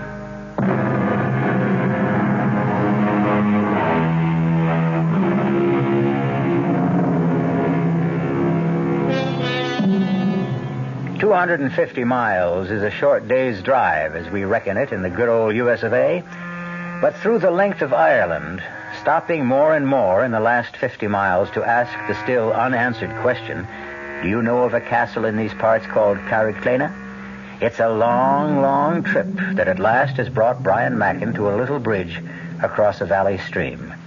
Stopping there to eat the lunch Sheila put up for him before he left, he has scarcely finished it as twilight falls. Then, as he dozes for a moment, back against a tree... What? Pull him up! Pull him up! I can't control him! Hold on, don't get thrown. Oh, boy. Oh, easy. Hold up there. Hold up. All right. Easy, boy. Easy. All right. Are you all right, ma'am? Yes, and I'm much beholden to you, sir. Oh, it's my pleasure. What happened? Well, something frightened my horse. I lost control. May I have the reins, sir? All right, now, stay, boy, stay. Here you are. Oh, thank you, Mr. Brian Mackin. How do you do? I am the Lady Clena Carrick. What? I said I'm Lady Carrick. Of Carrickclena? Well, naturally. Then it does exist. I should hope so. I was just on my way home. Where is it? Just across the bridge and over the hill.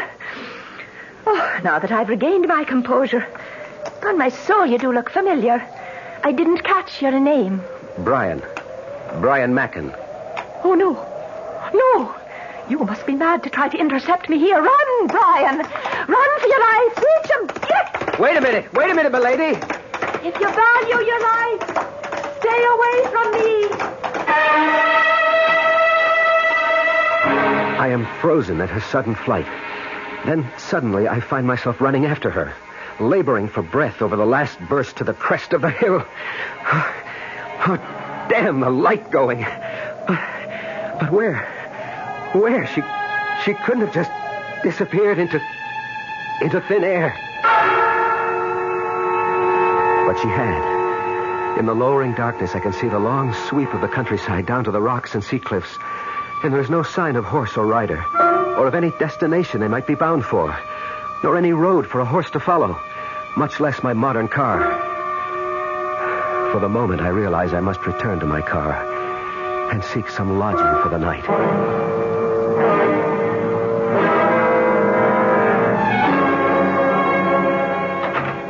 Danny, is that you? Well, who else were you expecting, Sheila? Oh, darling, I'm that glad to see you.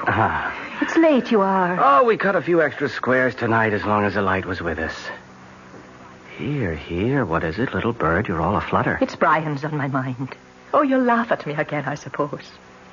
But as I was laying our little one down with the sun just gone over the hill, I thought I heard him calling, Clena, Clena. Oh, now, Sheila, what's got into you? I wish I knew. I only know somehow we should never have let Brian go off for the north. Something terrible is going to happen to him. And if there is, what could we do to stop it? Well, we should try. Would you have me follow him on Shank's mare? How fast do you think I could walk it? Well, you could borrow the McFadden's car or Seamus' motorcycle. And if I did, where would I head for? Oh, don't fault me, darling, or make me the fool. It's just a feeling comes over me and I can't help it. I want to be wrong. I hope I'm wrong. Sheila, now please, stop worrying about Brian. If anyone ever knew how to take care of himself, that's the guy. I said it with authority because I meant it, or I thought I meant it. Or I tried to mean it because I wanted to reassure Sheila. The truth is, I was shaken again. I'd been 3 years living in Ireland, long enough to fall under all of her spells, even the black ones.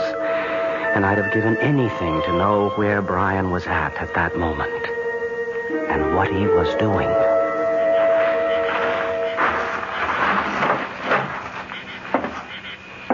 Excuse me, gentlemen. Sorry. Closing time is posted. I wasn't looking for a drink as much as I was for accommodations tonight. Well, now, as to that... I'm willing to pay well for it. An American, is it? Well, for that much, I suppose we could be after finding your room and a bite to sup. And perhaps a little information? We're not for doing much talking around these parts, in particular to strangers. What would you want to know? Well, something very simple, I hope. Would either of you know where I could find a place called Carrie Kleiner? Carrie Kleiner? Yes, no. What would be after bringing it to these parts looking for the likes of Carrie Kleiner? Well, till late this afternoon, only a dim hope of finding it after all these years. For private reasons. Oh, and what would the private reasons be? Family ones. My great-grandfather was born there. Was he now? And what was it that late this afternoon gave you the good hope of finding Carrie Kleiner? I ran into someone who lives there. Who lives there? Paddy. Will you hold your tongue, Mick? And who would you have met that said they was from the castle? A very beautiful woman. A girl, actually, who said she was the Lady Kleiner Carrig. Oh, the Lord and his saints preserve us. The Lady Kleiner? Where was this then? Oh, about 5 miles or so north of here. There's a road goes winding down to a little bridge and then goes up a rise on the other side, but sort of peters out. Ah, that's the old Bally Brig across the Scalanore. Did you drive your car across that bridge? No, I stopped this side of it because the going was getting so rough. Sure, it's lucky you didn't drive on it. It might have carried away with you. That bridge has been condemned for anything but foot travel as long as I can remember. But why? Because it doesn't lead to anywhere anymore. It leads to Carrie Kleiner somehow. How would you know that? Because the lady was bound for there on her horse. Ah, was it a big bay mare with a mane as white as snow? Yes, that's the one. And the woman, how was she dressed? Why, she was in sort of a green velvet dress with a big hat, like an old-fashioned riding habit, you'd say. Oh, Mary bless us. And the good Lord save us all. Old-fashioned it is for sure. For the Lady Kleiner has been dead these 100 years and more. No, this was a young woman. She was only past her 21st year when she died. That was no real woman you saw this afternoon, stranger. That was her ghost. But I talked to her. Did you now, then? What you saw was never real. And you can take that as gospel. Well, perhaps. I hadn't eaten all day, and I did take a nap under a tree. And 'twas twilight, when all fancies begin. We'll let it go at that anyway. But Carrie Kleiner, is that just fancy, too? Well, now, as to that... Must you always put your oar in, Mick? I'm talking to the gentleman here, Mr... Mackin. Brian Mackin. It is a good Irish name. I mentioned that my family came from Ireland. So you did. And at least you've had the sense God gave you to come back. I'm Paddy Flynn, and the little runt here is Mickey Mahan. The top of the evening to you. Is it back you are to stay, Mr. Markin? That depends on what I find at Carrie Kleiner. It's little you'll find there. Deserted and empty, and blown by the winds for a century. It's not but a ruin. Not worth the effort to go by it. And sometimes at nightfall, there's a woman's voice that'll call, come away, and ill betide the man who listens. Well, just the same, I want to see Carrie Kleiner. Can you guide me there? Not by night. I wouldn't stir out by night for all the gold in a leprechaun's hoard. Maybe tomorrow. We'll see. It's time we were all to bed. Come, I'll show you your room, Mr. Mackin.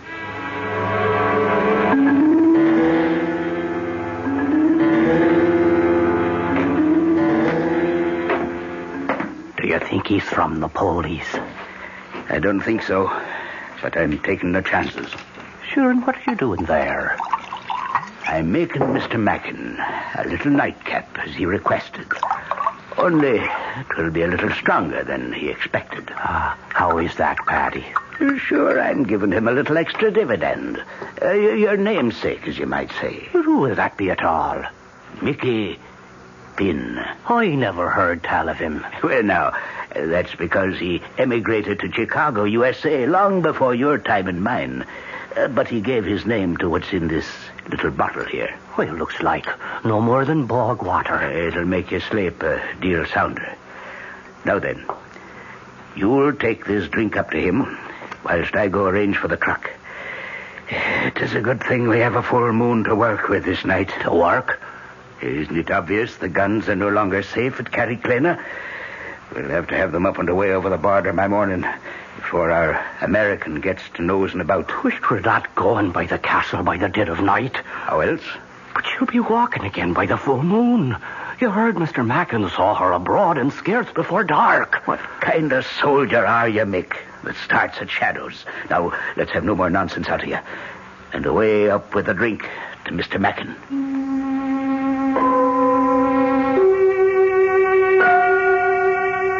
I look at my watch.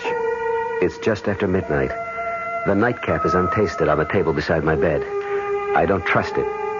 I don't trust a lot of things. But where to get rid of it? A vagrant memory drifts across my mind of jokes among old country people. A quick look under the bed, and there is the receptacle. It's a matter of a moment to empty the glass in it. And none too soon. I can hear stealthy footsteps approaching. Don't use the curse, Mick. Unless there's trouble. If there is, I'll put him to sleep myself. Mr. Mackin? Mr. Mackin? I think he's away. Follow me. He's dead to the world. We'll check that out. He's drunk it. Will it keep him quiet long enough? 8 to 10 hours. And even when he wakes, he'll not want to leave his bed. Now come away, man. We've much to do.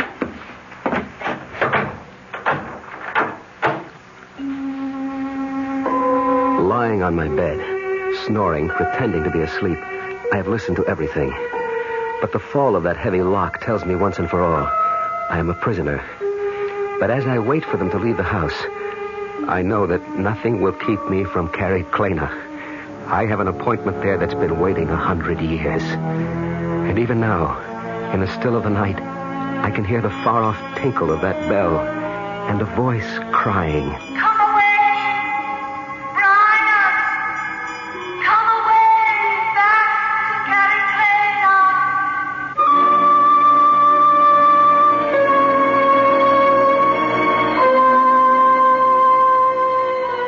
I will return shortly with Act 3.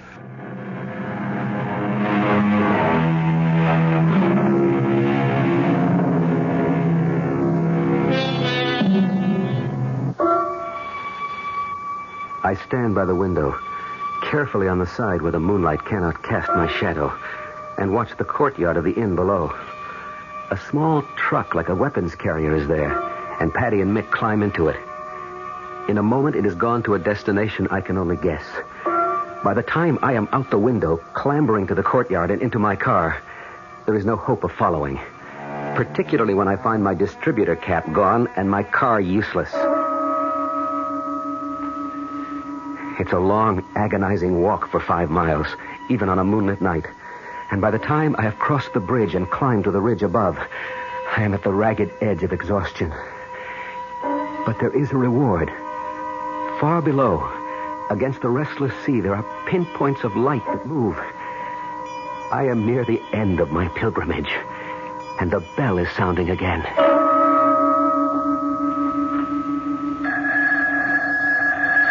Danny.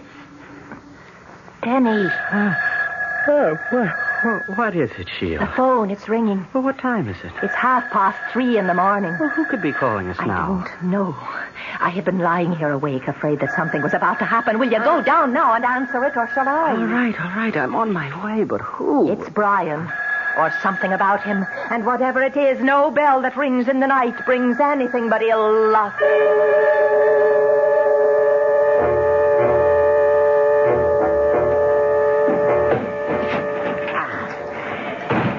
Is that the last of them? Not by a long shot. And damn the moon. It's off away behind the clouds again. I wish I was off away with it. What's the matter, Mick? Are you afraid a banshee-'ll howl you off to your grave? Well, there's little I like at all about this night. We're all stretching our necks across the gibbet one way or t'other. Well, the sooner we deliver these guns over the border, the safer we'll be. I wish now I'd stood away with a ship that delivered them 3 days ago, and I'd be out of this in the way home. Well, you didn't. So let's have at it and get them away from the storehouse before... Wait a minute. What is it? By the ridge there. The silhouette of a man. Let's get the truck away and hidden around to the seaward side. Hey? You take it. Give me that cush of yours, and I'll handle whatever comes this way.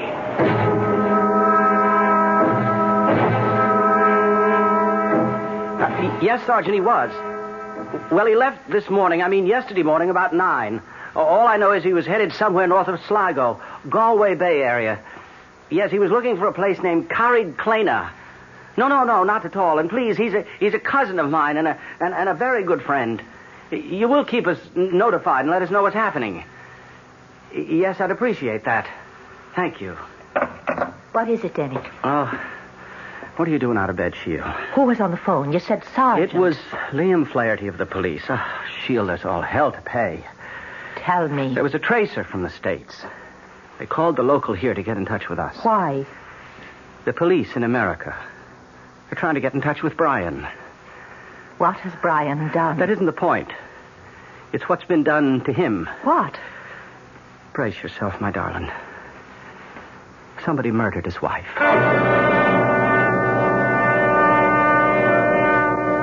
A moment ago, on my way down the hill, I could see Carrig Clena full in the moon. What do they mean it's a ruin? It was just as I pictured it. Turrets, mullioned windows with diamond-shaped glass panes, great oak doors, and ivied granite. Now, with the moon hidden, its silhouette looms over me, reaching out to me as I come home at... Oh, cool. You didn't have to hit him so hard. I wasn't taking any chances with Mr. Mackin this time. Ah, is that who it is? Say for yourself. How do you get over the drink and away and here? No time to worry about that now. You think he is police or maybe the British? Whatever he is, we'll decide that later. Let's get the guns off and away first. I'm standing in front of the great door of Carrig Clena, and I know that everything's going to come clear at long last. I reach out and pull the bell. Even the bell is familiar, although I cannot quite place where I've heard it before. And now, the door is opening. Good evening, Brian. We've been waiting for you. Good evening, Your Lordship. I'm sorry I'm late. No matter. We've but just finished dinner, and her ladyship is with the child. Will you join me in a glass of mulled wine? At your pleasure. I've not seen you for some time, and... the devil. I've forgotten. I must catch my sea captain before he leaves, to send some packets. Will you forgive me? I should not be over 2 hours or so. May I hope you will attend milady in my absence? I should be happy to, except... Would you not rather I transmit the packages for you on my way home? No. I must have certain words with the shipmaster that I alone can bring. Besides, I would not deprive Clena of some outside companionship. We're so isolated here, it would be cruel to deny her a new face to brighten her solitude. The hour is late. Perhaps it would be better... No, I won't hear of it. You shall be our guest for the night, and I shall be back post-haste. I'll try to make it in as close to 2 hours as possible. Meanwhile, make yourself completely at home. I am in a dream, I suppose. For by my host's clothes, the speech, a calendar I find on the wall, I am back in the past over 100 years.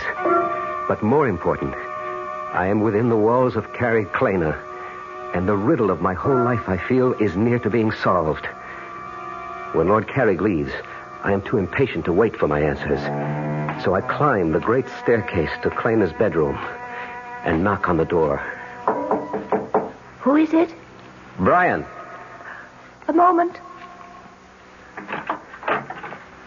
What are you doing here? I grew tired of waiting for you to come down. My husband, he's... Lord Carrig has ridden to town.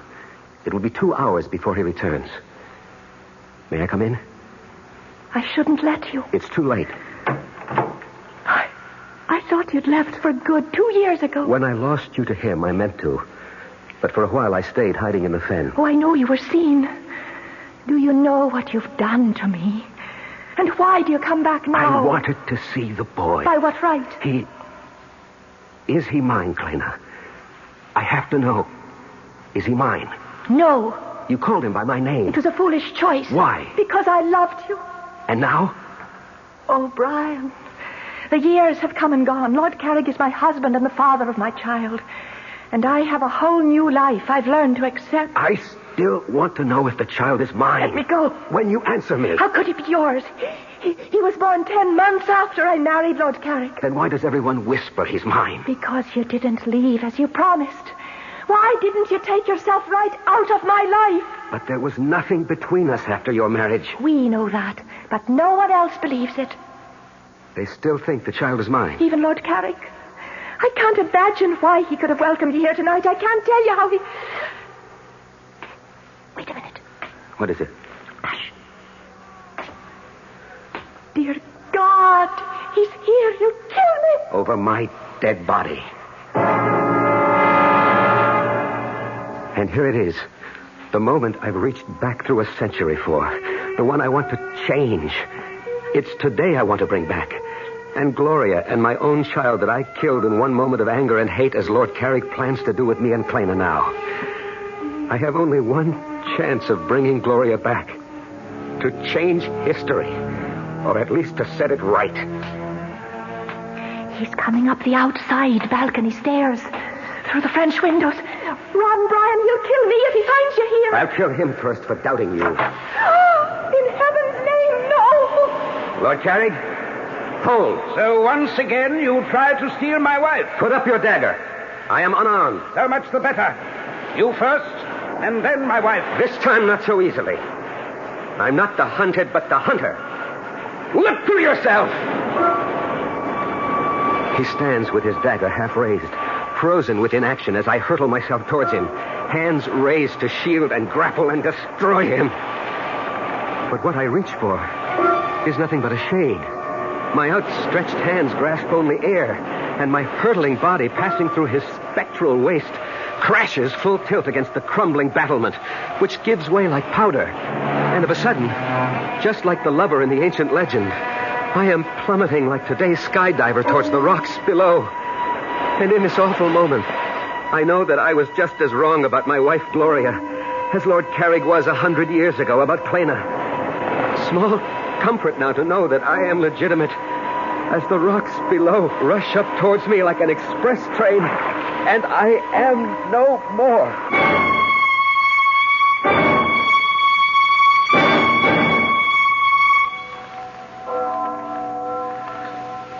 Are you ready, Sheila?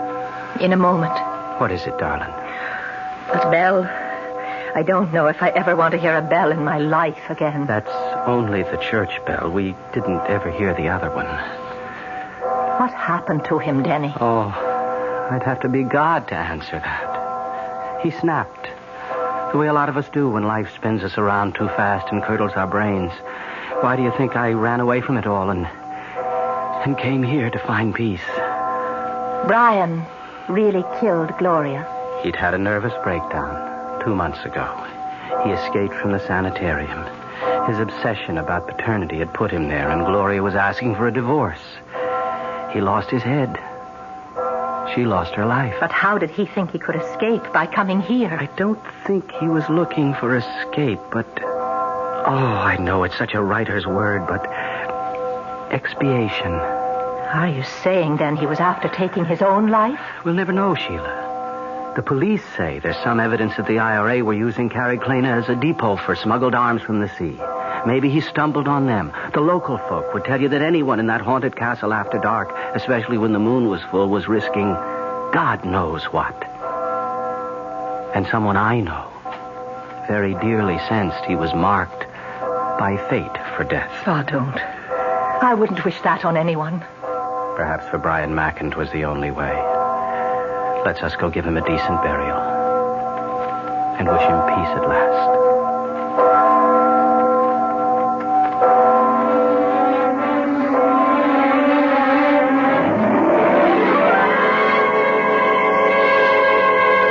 A strange tale. A tortured man who borrowed a century-old sorrow and carried it on his back like the old man of the sea. Small wonder he broke eventually under the senseless strain and ran amok. A man to be censured, but also to be pitied. A man for whom the death bell sounded. Let his epitaph be John Donne's, lest you stop to criticize too harshly. Ask not for whom the bell tolls. It tolls for thee. I'll be back shortly. Oh, sure, you can talk about good-tasting diet drinks, but I know. I'm Goldilocks, and here at my taste testing laboratory, I taste test them all. And nobody's been drinking my diet drinks until I tested sugar-free Diet 7-Up. And then, kabloomy! Every bear wanted some. Diet 7-Up is fresh, natural, delicious. Sugar-free Diet 7-Up. This one's just right. North Jersey is certainly getting a higher yield this spring, especially with Suburban Savings Special High Yield Savings Certificate that you can raise for fun and profit. All you have to do is plant a modest $2,500 minimum in Suburban Limited Issue 7.50% Savings Certificate. Then put your certificate in a nice, safe place. Suburban takes care of the rest by compounding interest continuously from day of deposit paid quarterly. You'll get a nice, healthy 7.90% effective annual yield on your 7.50 savings certificate when you let it grow from 4 to 10 years. Early withdrawal prior to maturity is, of course, subject to a substantial penalty. So for a nice, healthy 7.90% annual effective yield, grow Suburban's 7.50% savings certificate for fun and profit at any Suburban savings office in Bayonne, Edgewater, Elmwood Park, Emerson, Hackettstown, Morris Plains, Nutley, Paramus, and Sparta. Our cast included Michael Tolan, Marion Seldes, William Redfield, and Guy Sorrell. The entire production was under the direction of Hyman Brown. Radio Mystery Theater was sponsored in part by new sugar-free Diet 7-Up. This is E.G. Marshall inviting you to return to our Mystery Theater for another adventure in the macabre. Until next time, pleasant dreams.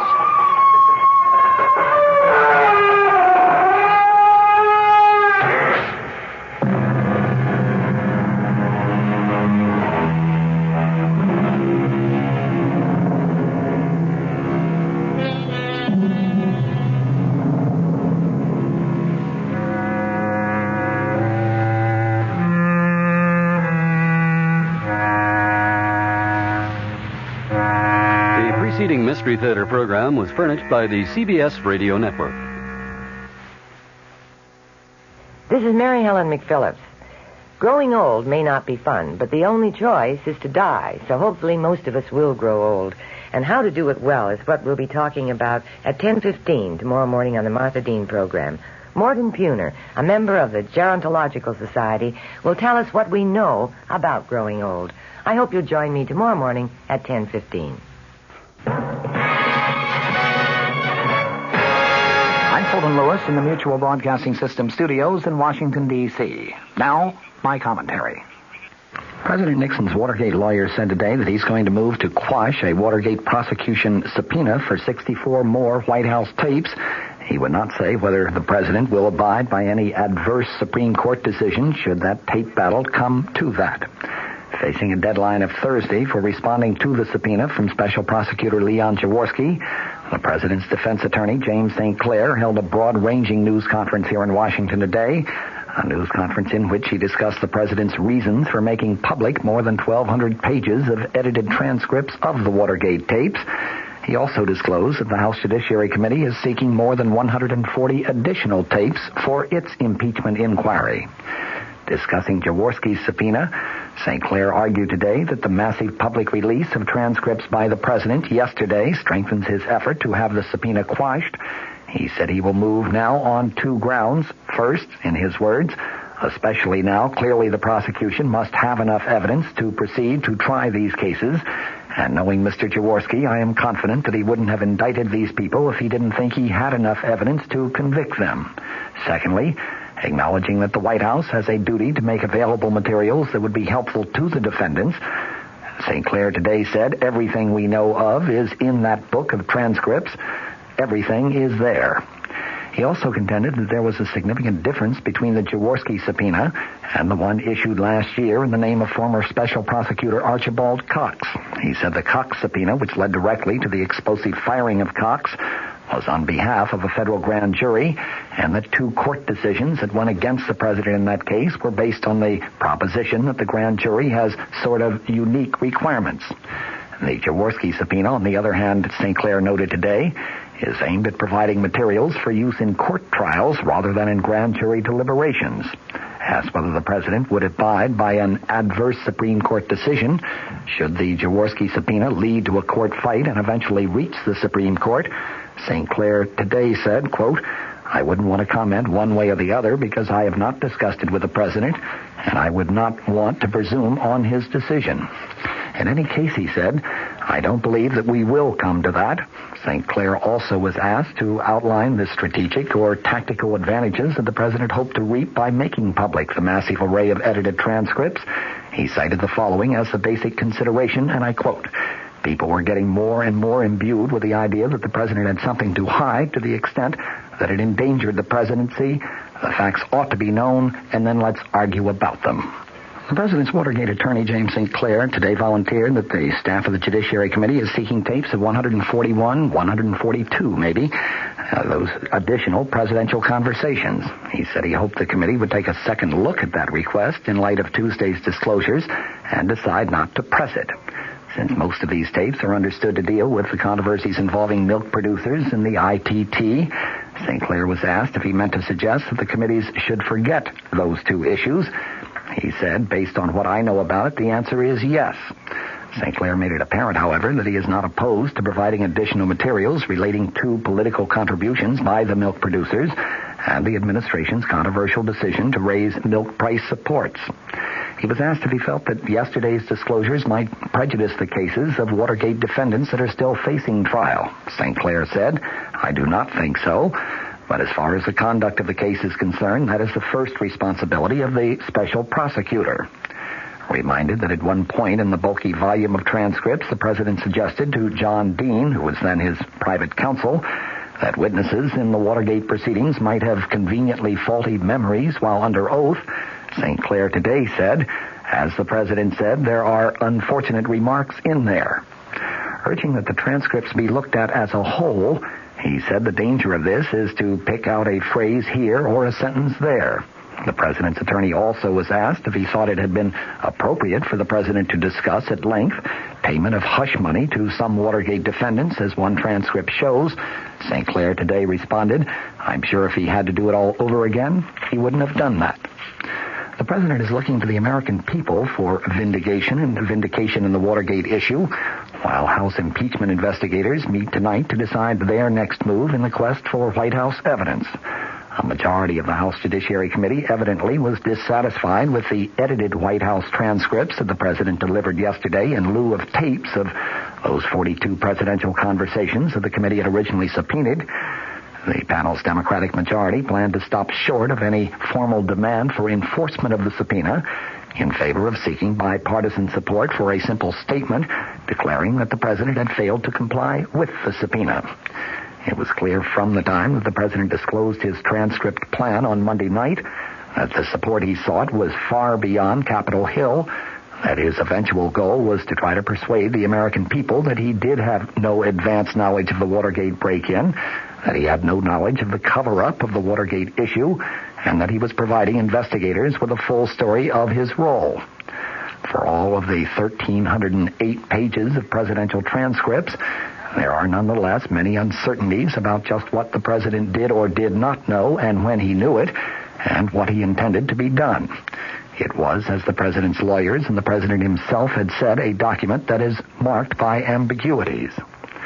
One White House covering statement that was delivered with the transcripts declared, in all of the thousands of words spoken, even though they often are unclear and ambiguous, not once does it appear that the President of the United States was engaged in a criminal plot to obstruct justice. Those words also created a picture of a president feeling increasingly embattled and frustrated by a scandal, the disclosure of which he considered inevitable, but which he hoped to control, possibly even avoid. And they showed the president considering many alternatives, many different options, including at one point the payment of some hush money to the original Watergate conspirators. The transcripts covered conversations between September 15th of 1972 and April 27th of 1973. There were a few critical meetings, though. There was one on September 15th of 1972. That was the day that the indictments were returned in the Watergate break-in case. On that day, the president met with White House counsel John Dean, who was later to become the president's chief accuser before the Senate Watergate Committee. There was another meeting on March 17th, 1973. That's the day that the president learned that members of the White House Plumbers Unit, set up to trace leaks of classified information, had engineered the break-in at the office of Daniel Ellsberg, psychiatrist.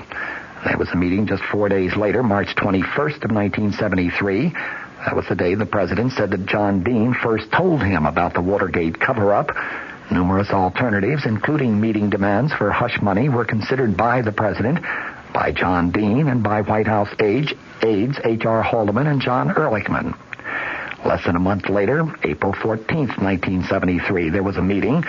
That was the day of a rambling discussion of Watergate by the president, Haldeman, and Ehrlichman, during which they talked about the need to fire John Dean and the equally important need to convince former Attorney General John Mitchell to appear before the prosecutor and a grand jury. There were also a series of meetings in mid to late April 1973, during which the president learned more and more of the extent of the cover-up and the various progresses that were being made in the Watergate investigation. Those sessions climaxed with decisions to finally accept the resignations of Attorney General Richard Kleindienst, Haldeman, and Ehrlichman, and, of course, also the decision to fire John Dean. After voting to revise oil taxes, the House Ways and Means Committee is turning to general tax reform, but a personal income tax cut does not seem to be on the panel's present agenda for possible action. The committee was at work again today on a sweeping series of items, ranging from cutting Social Security taxes to reviewing tax shelters and tax treatment of capital gains, and from tax provisions for single people and married couples to tax simplification involving itemized deductions. Tax staff experts told newsmen following a closed-door committee meeting yesterday that the panel plans to consider this material in the next 60 days and may have to omit some of these items from the list, but hopes to cover as many of these as possible. Missing from the listing of more than 25 topics, though, was a general personal income tax cut along the lines of a $5.9 billion measure that has been suggested by some members of the Senate. In the Senate, that body voted today to let states decide whether a motorist could buy group health insurance to cover accidental injuries. The action came as the Senate neared a final vote on no-fault automobile insurance, which would compensate accident victims without regard to who caused the accident. San Francisco Mayor Joseph Alioto announced today that police in his city have arrested 7 black men in the so-called Zebra Street killings carried out by a black group, which in Alioto's words was dedicated to the murder and mutilation of whites and dissident blacks. He told a news conference the police have pierced the veil of a vicious ring of murderers called the Death Angels. The Death Angels is kind of a reverse Ku Klux Klan. 12 whites have been killed, 6 others. Mystery Theater.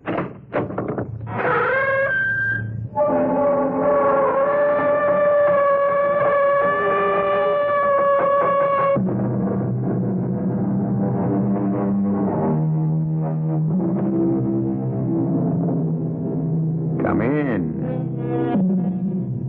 Welcome. I'm E.G. Marshall.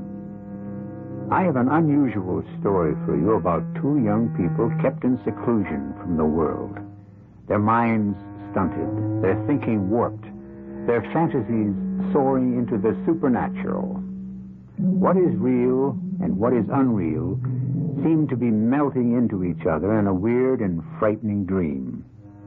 When Mary began to ask questions, Frida Kurtz, the housekeeper, told her, "It's to test you, to tease you.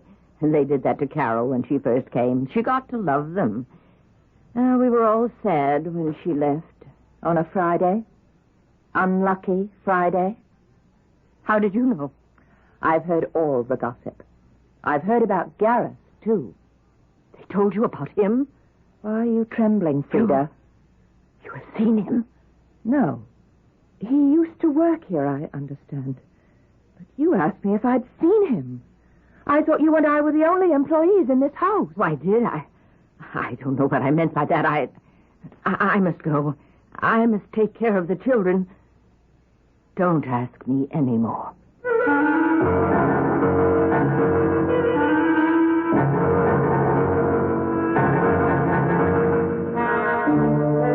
Our mystery drama, Circle of Evil, was written especially for Mystery Theater by Sidney Sloan and stars Marion Seldes and Christopher Tabori.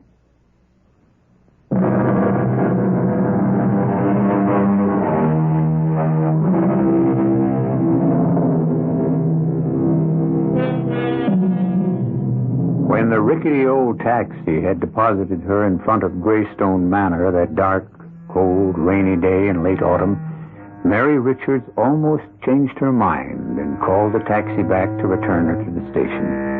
There was something ominous about the big, ugly Victorian house. It was too much like the illustrations she remembered from the gruesome fairy tales of her childhood. When she had dragged her heavy suitcases to the top of the stone steps, she stopped. She was suddenly gripped by a nameless fear, a crippling fear of the unknown. However, after a moment, she made her way to the large oak door and rang the bell.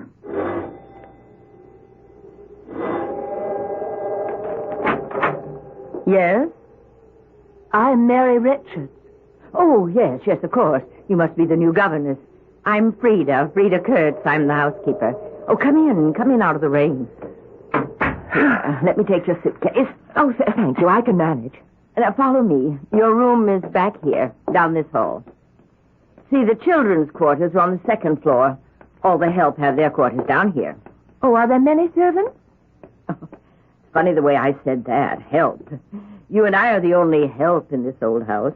Really? But the house is so large. Oh, we only use a small part of it. The rest is closed off. Used to be a big family living here. Big. 10 people all the time. Sometimes as many as 15, 16. Oh, they're all away? They're all dead. At least, most of them. What? All the grown-ups except Mr. Dykeman, William Dykeman. Then there are the 2 children, Andrea and Alex. You have to take care of them. Oh, yes. Mr. Dykeman interviewed me at the agency in New York for the job. He's Andrea and Alex's guardian. He's their uncle. Didn't he say anything about this place? What you were to do? No, just that I was to look after the children, supervise their education until they would be ready for something more formal, until they'd be old enough to go away to school.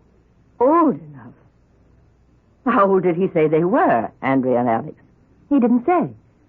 I gather they must be quite young, 5, 6. Oh, dear. You're in for a surprise. Surprise? Andrea is 18. Alex is 20.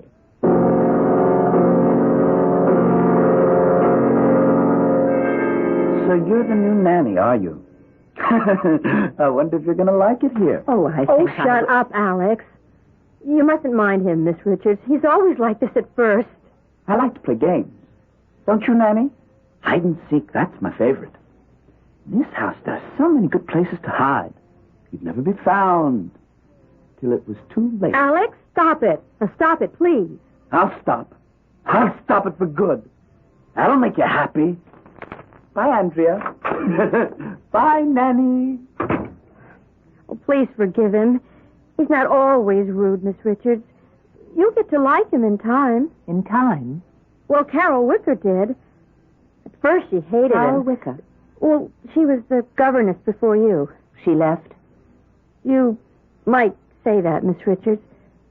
Look, may I call you Mary?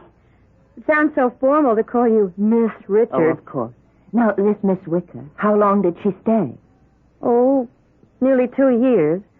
1 year and 11 months. She left on a Friday.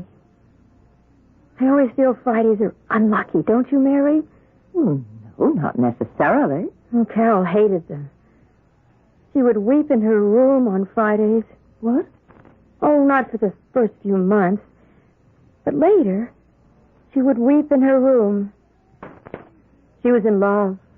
And he... Andrea, I wonder if you would mind changing the subject. Oh, of course, Mary. I didn't know. I didn't think that... Didn't think what? That you had met him. I don't know what you're talking about. Gareth Nordway. Oh, he's very handsome. And she was very much in love with him. He has a way with the ladies. Andrea, I do not wish to continue this. Oh? So you've met him, too? No, I haven't met him, and I don't wish to discuss this further. You'll meet him, Mary. You'll meet him.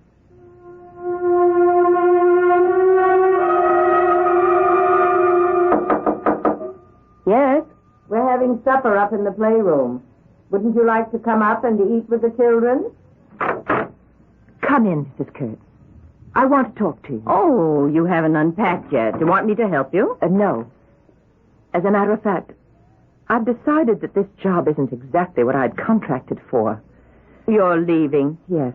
I'm afraid this is more than I can handle. Mr. Dykeman gave me to understand that I'd be working with children. They are children. No. They are two young people who need attention, who seem to need psychiatric help, and I'm not qualified for the job. I've placed a call to Mr. Dykeman in New York. Oh, yes, I know. It's that crazy act they're putting on for you. Act? Sure. It's to test you, to tease you. It's only a joke. They did that to Carol when she first came, and she got to love them. We were all sad when she left. On a Friday? Unlucky Friday? Well, yes, how did you know? I've had all the gossip. I've heard about Gareth, too. They told you about him? Yes. Why are you trembling? Have you seen him? No. Does he work here? He used to. He was the chauffeur. Used to work here. But you asked me if I'd seen him. Oh, did I? I don't know what I meant by that. I must go and have my supper now. They're waiting. Mrs. Kurtz, wait. What? Hello? Mr. Dykeman, please. Mary Richards calling. What? Well, when will he be back? Well, how can he be reached? I'm the governess. I mean, he hired me recently to take care of his niece and his nephew, and No. It's nothing to do with the salary. That's quite satisfactory. It's just that... When may I expect to hear from him? Well, if he doesn't call, I shall leave Greystone Manor on the 31st. That's 2 weeks and 3 days.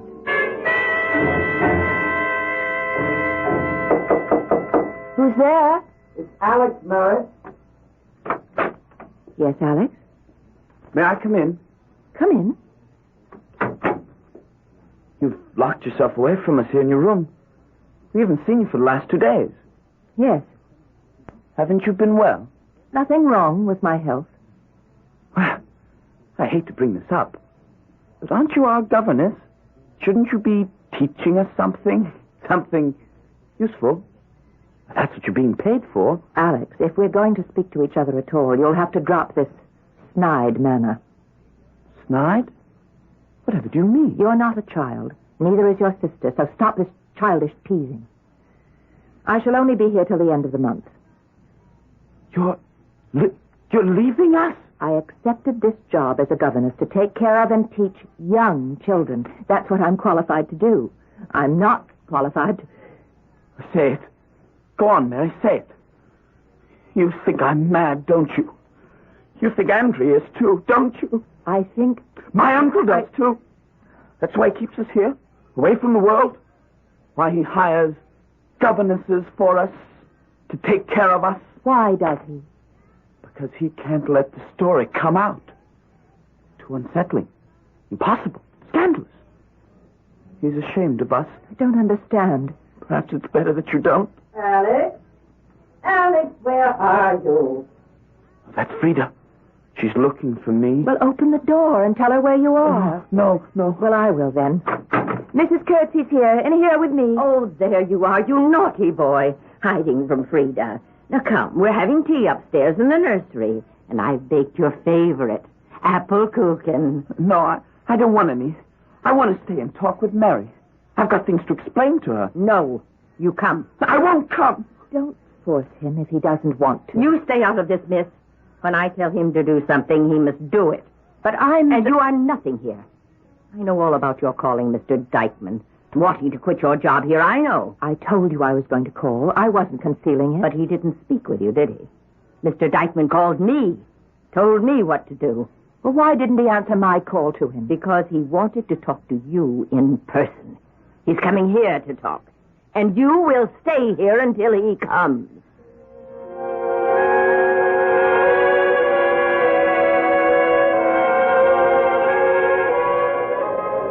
The house doesn't look so gloomy when the sun is shining, does it? Oh, Andrea, I thought I was alone out here.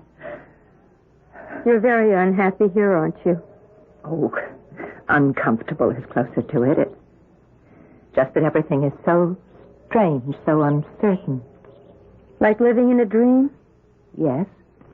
Yes, like a dream, but not a very pleasant one. You'll be going soon? 10 days. I'm sorry. You can't help us? Help you? Oh, Alex knows that, too. We want you to stay. Oh, that's very flattering, Andrea, but I can't possibly help you. I don't even know what kind of help you need. We can tell you.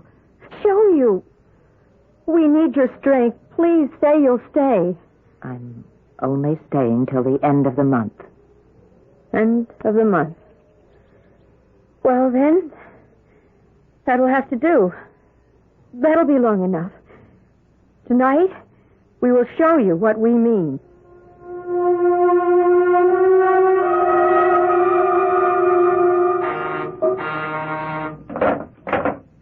Hello? Yes? Did I wake you, Mary? No, I was reading. I wasn't asleep. Please come to the large drawing room on the 3rd floor as soon as you can. What is it? I can't tell you over the house phone, please. Very well. It'll take me a few minutes to dress. No, just put on your robe. Come now, please. I'll come right up.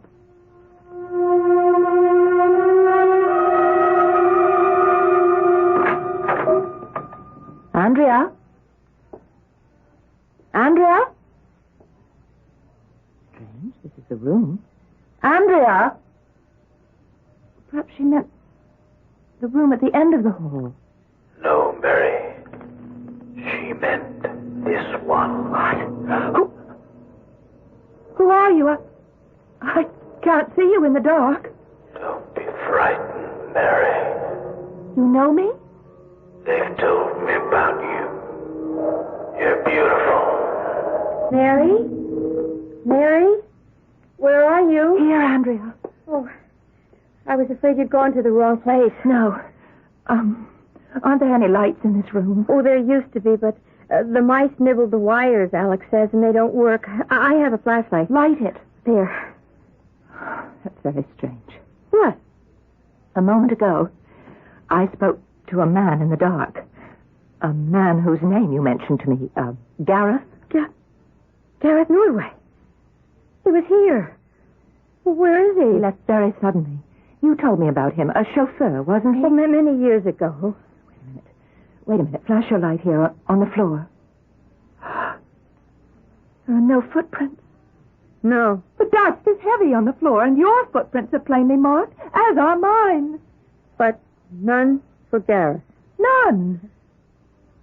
The dead do not leave footprints, Mary. I want an answer.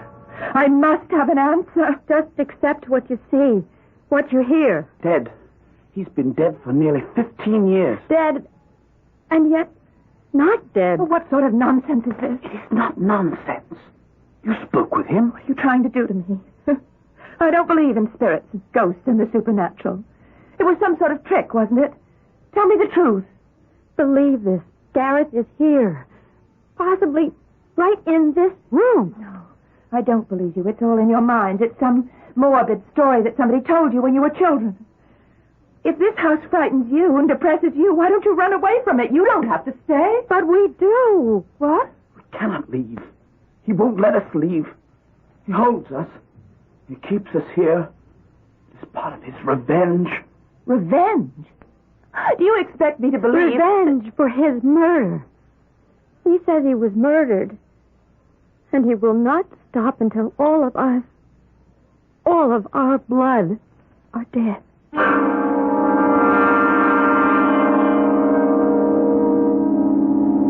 Already Mary Richards had fallen under the spell of the old house. She was beginning to believe the unbelievable. Had she really spoken to the spirit of Gareth Nordway? Or was this just a frightening thought conjured up by the strange young people who inhabit Greystone Manor? Perhaps we will find some of the answers in Act 2.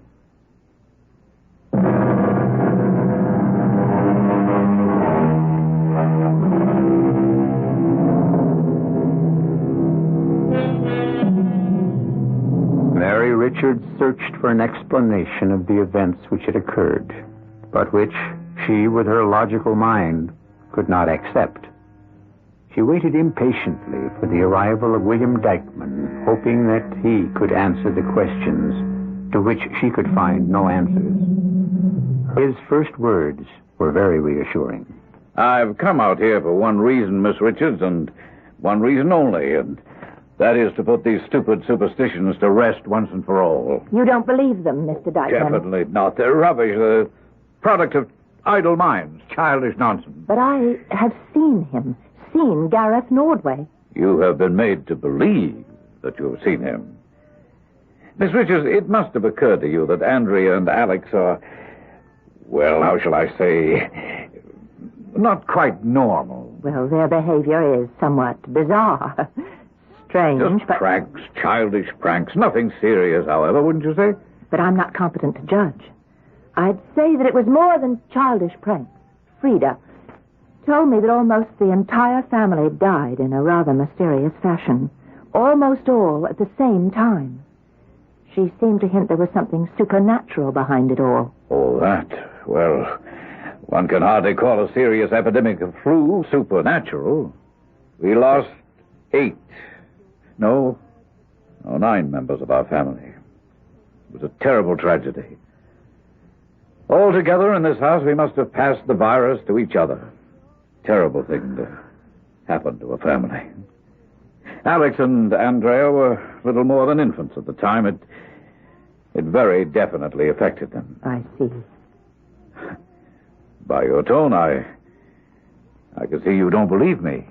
If the two children were affected by this tragedy, if indeed it twisted their minds, why wasn't something more constructive done for them? Miss Richards, why weren't they given the psychiatric help? Why were they kept here, virtually prisoners, instead of being taken to a more healthful place? I find it difficult to answer that. Why? Because you are responsible for keeping them here? In a way, yes.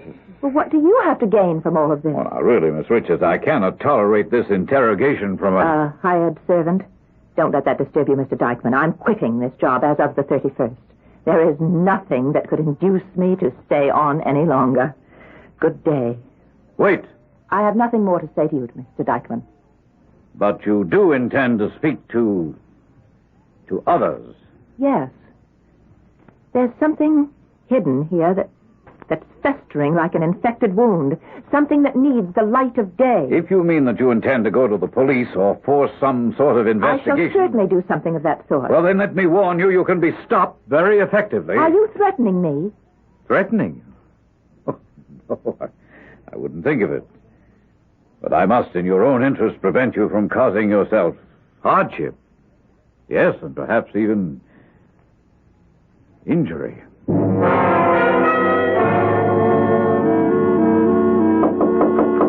Yes? It's Andrea. May I come in? Yes, of course. I don't want to bother you. Come in. I was just reading. There's something troubling you. You look upset. I am. My uncle called earlier and spoke to Frida.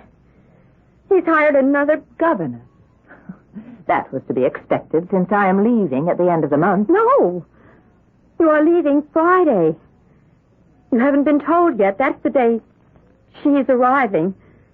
Oh, if only Alex and I could go with you. Well, why can't you? You know why. No, I don't. Andrea, who does all this belong to? You mean this house? All, the house, the grounds, the money, the entire estate. Well, to Alex and me.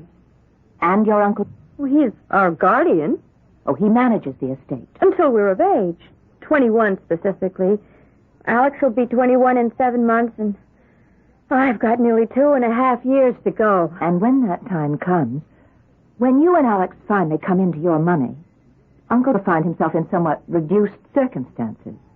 But it never was his money. He controlled it. He used it. For us. I wonder.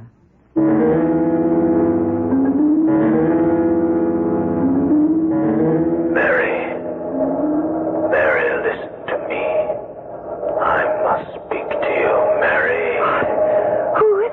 Mary, this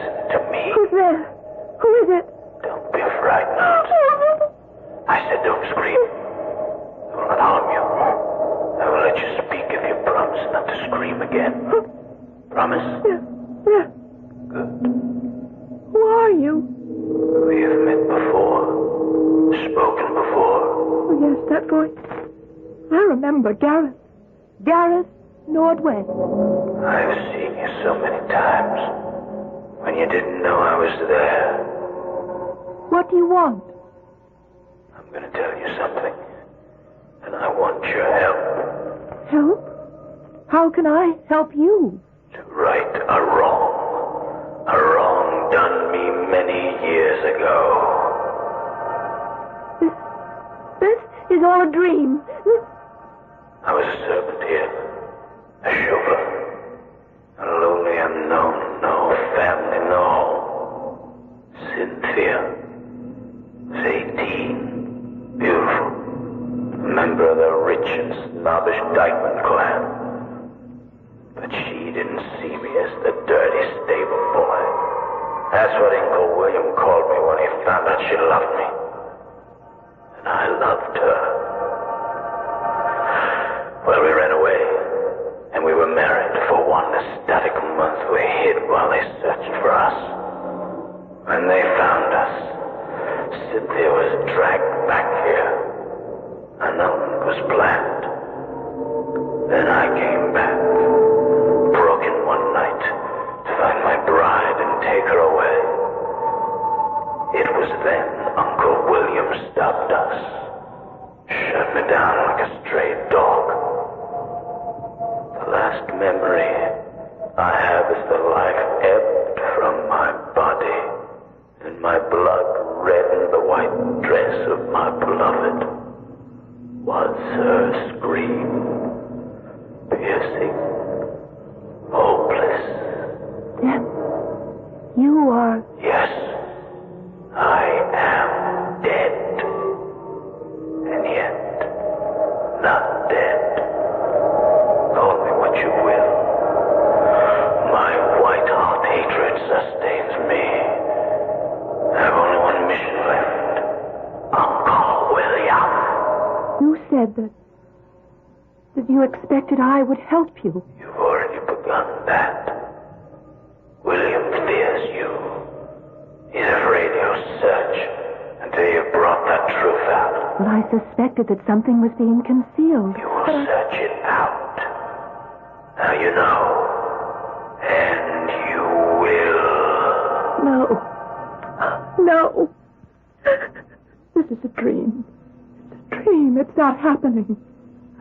I'm asleep, and it's only a dream.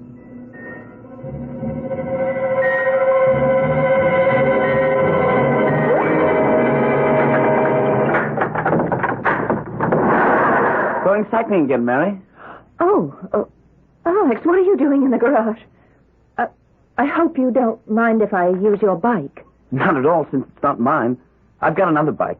Mind if I come along? Well, I wasn't exactly going just for a ride. Going into the village, then? Alex, I had a strange dream last night. It was Gareth, wasn't it? However did you know? It's his way. He's working on you. He told you a story, didn't he? Yes, tragic. I almost wept for him. Oh, he's won you over, Mary. The way he won Carol over. He wants your help. He'll try to use you. Listen to me, Mary. Gareth can be very persuasive when he wants to be. He can make you believe the most ridiculous things. I don't want to hear any more about Gareth. Let me tell you the true story. Or at least the official version of the tragedy. I don't want to hear it. You better listen.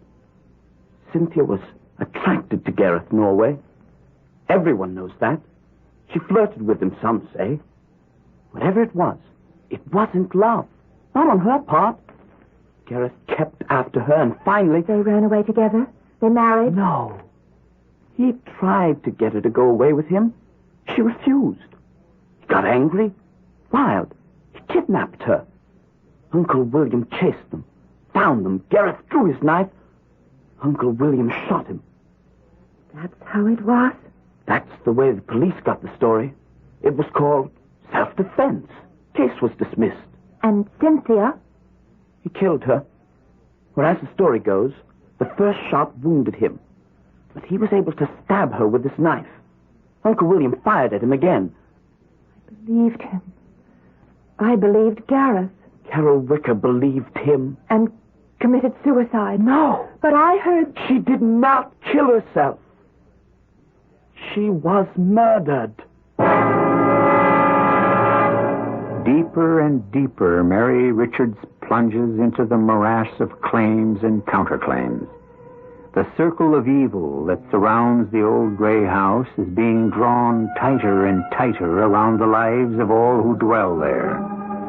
As though fighting up to the surface of a stagnant pool that threatens to suffocate her with its vile and rotting weeds, Mary reaches out for help. I'll be back in a moment with Act 3.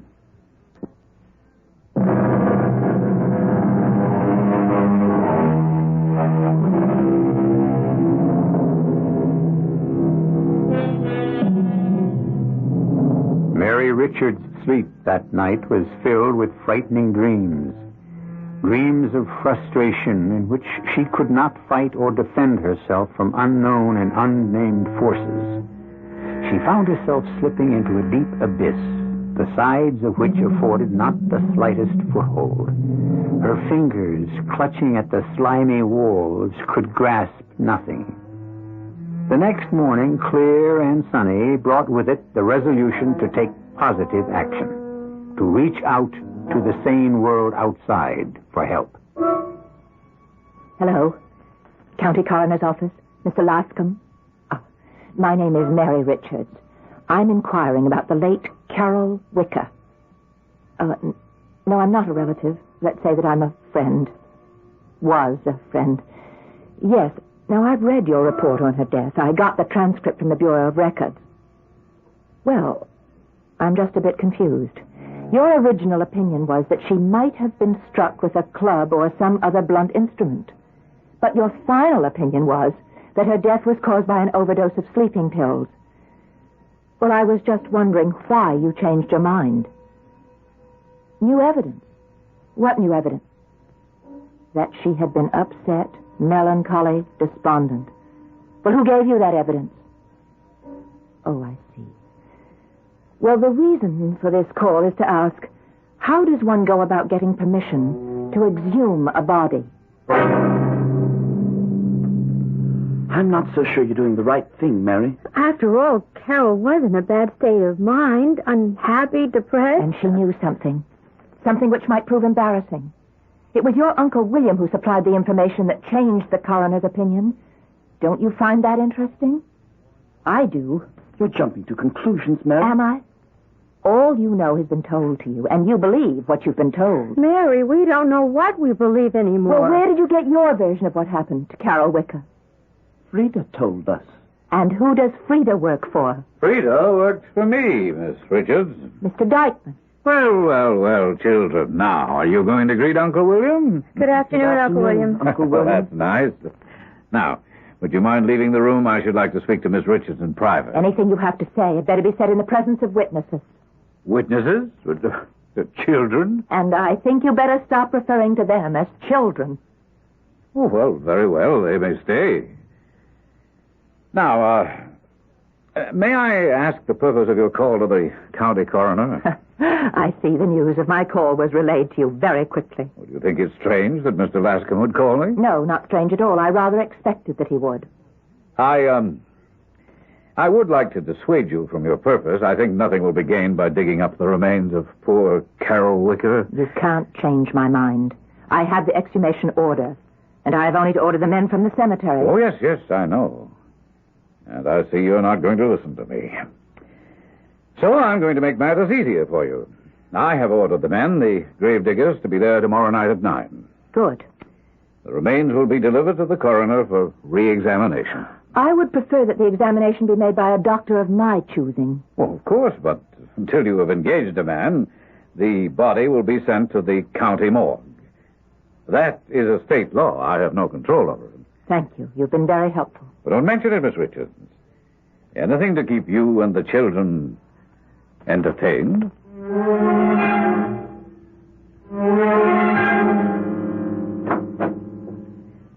Is that you, Alex? Yes, Andrea. Where have you been? Upstairs, in the old part of the house. Looking for him? I thought he would want to speak to us. Are you certain that he can? That he... Are you beginning to have doubts? I don't know. Uncle William is going to have us committed.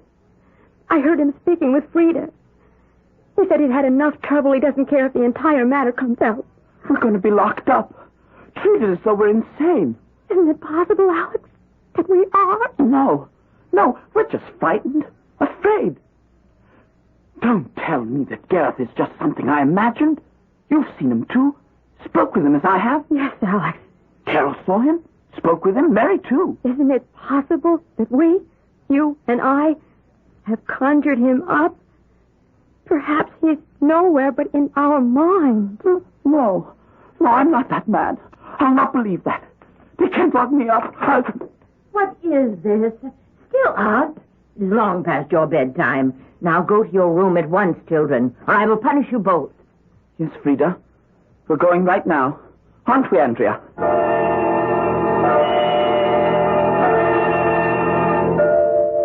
You rang for me, Mr. Dykeman. Oh, yes, Mrs. Coates. I just wanted to tell you what my plans are as they concern you and your future. Future? Well, you'll be well taken care of. I'm settling a substantial sum on you, a sort of a annuity. You're letting me go? Well, let us say that I'm retiring you.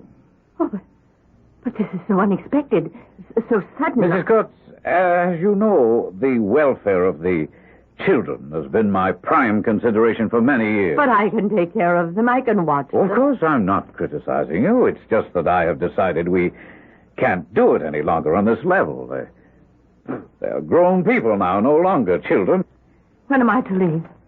Well, there's my car waiting in the driveway. If you hurry, we'll be able to have you catch the 11:20 train at the station. Yes, tonight. So soon.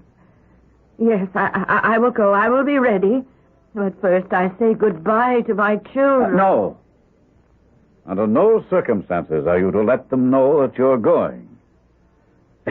It would be very bad for them. Oh, yes. Yes, I will do as you say.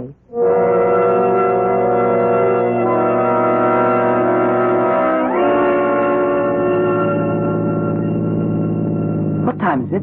A little after 9, I think. 20 after 9. I checked my watch before we left. Andrea, do you know the man driving? No. But Uncle William said he would send a car for us. Probably some man from the village. I tried to speak to him. He didn't give me much of an answer. Just mumbled something about driving us to the cemetery. Is it very far from the house? That's it, just up ahead. Oh, this is it. We'll have to walk from here. Oh, driver, will you wait for us here?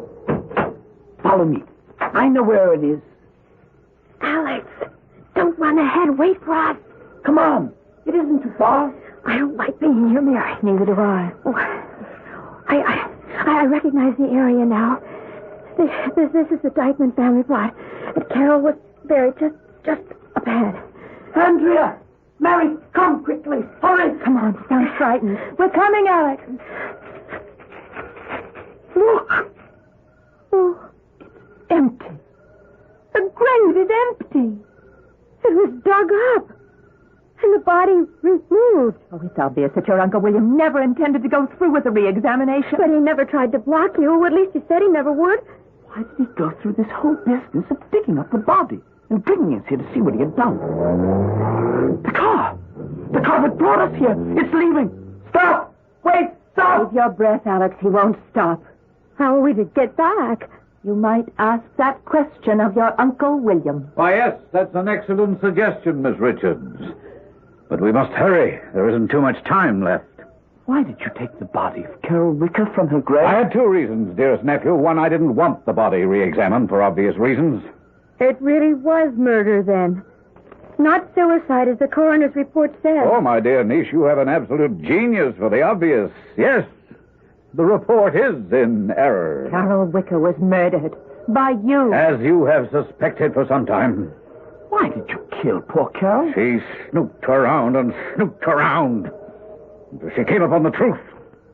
That you're story of how Gareth died was a lie. Yes, I shot him down. I killed him.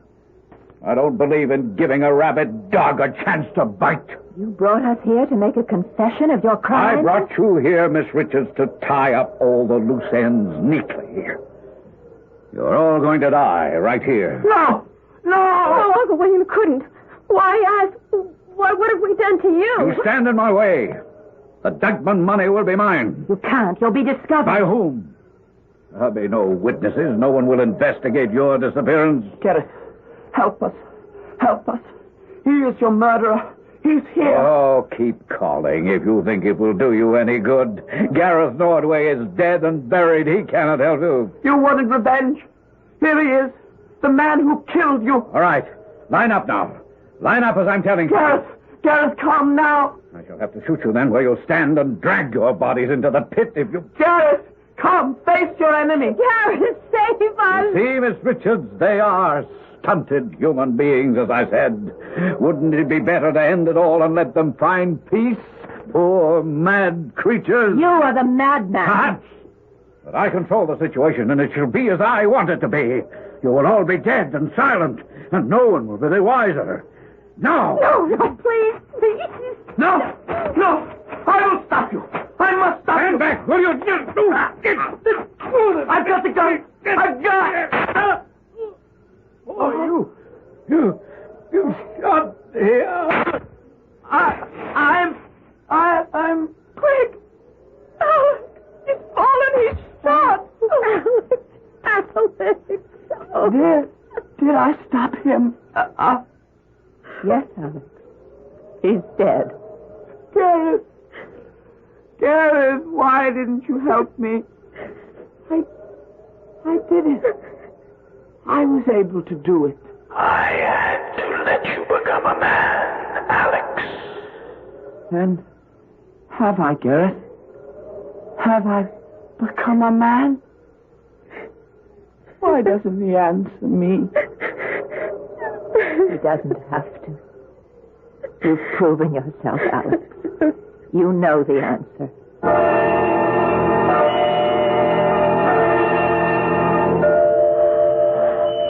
I just checked with the ticket agent. The train's on time. I'm almost sorry. I hate to see you leaving. I must. And you'll be all right now, Andrea.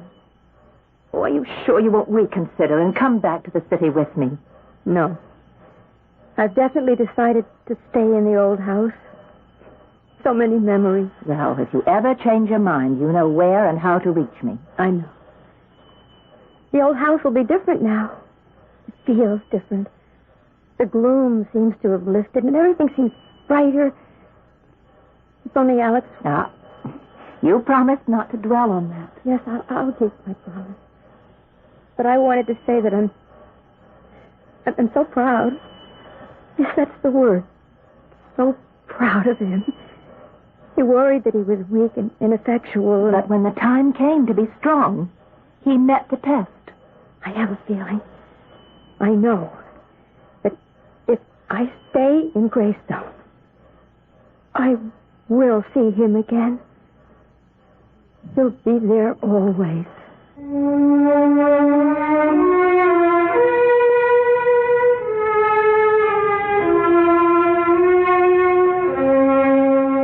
As the train began slowly pulling out of the station, Mary Richards could see the lonely figure of a young girl standing wistfully looking after the departing train.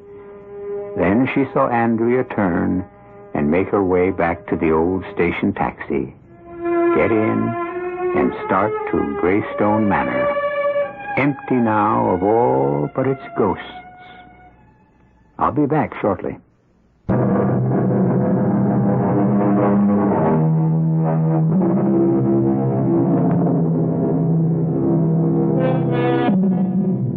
What is real and what is unreal? It's a question which has troubled man since he began to reason. Some say the answer can be found in our primeval fear of the dark, a carryover from our early days on this earth. There are others who believe that there are forces beyond our comprehension, forces which control us, guide us into good or evil. What do you think? Our cast included Marion Seldes, Christopher Tabori, Mary Jane Higby, Rosemary Rice, and Ian Martin. The entire production was under the direction of Hyman Brown. This is E.G. Marshall inviting you to return to our Mystery Theater for another adventure in the macabre. Until next time, pleasant dreams.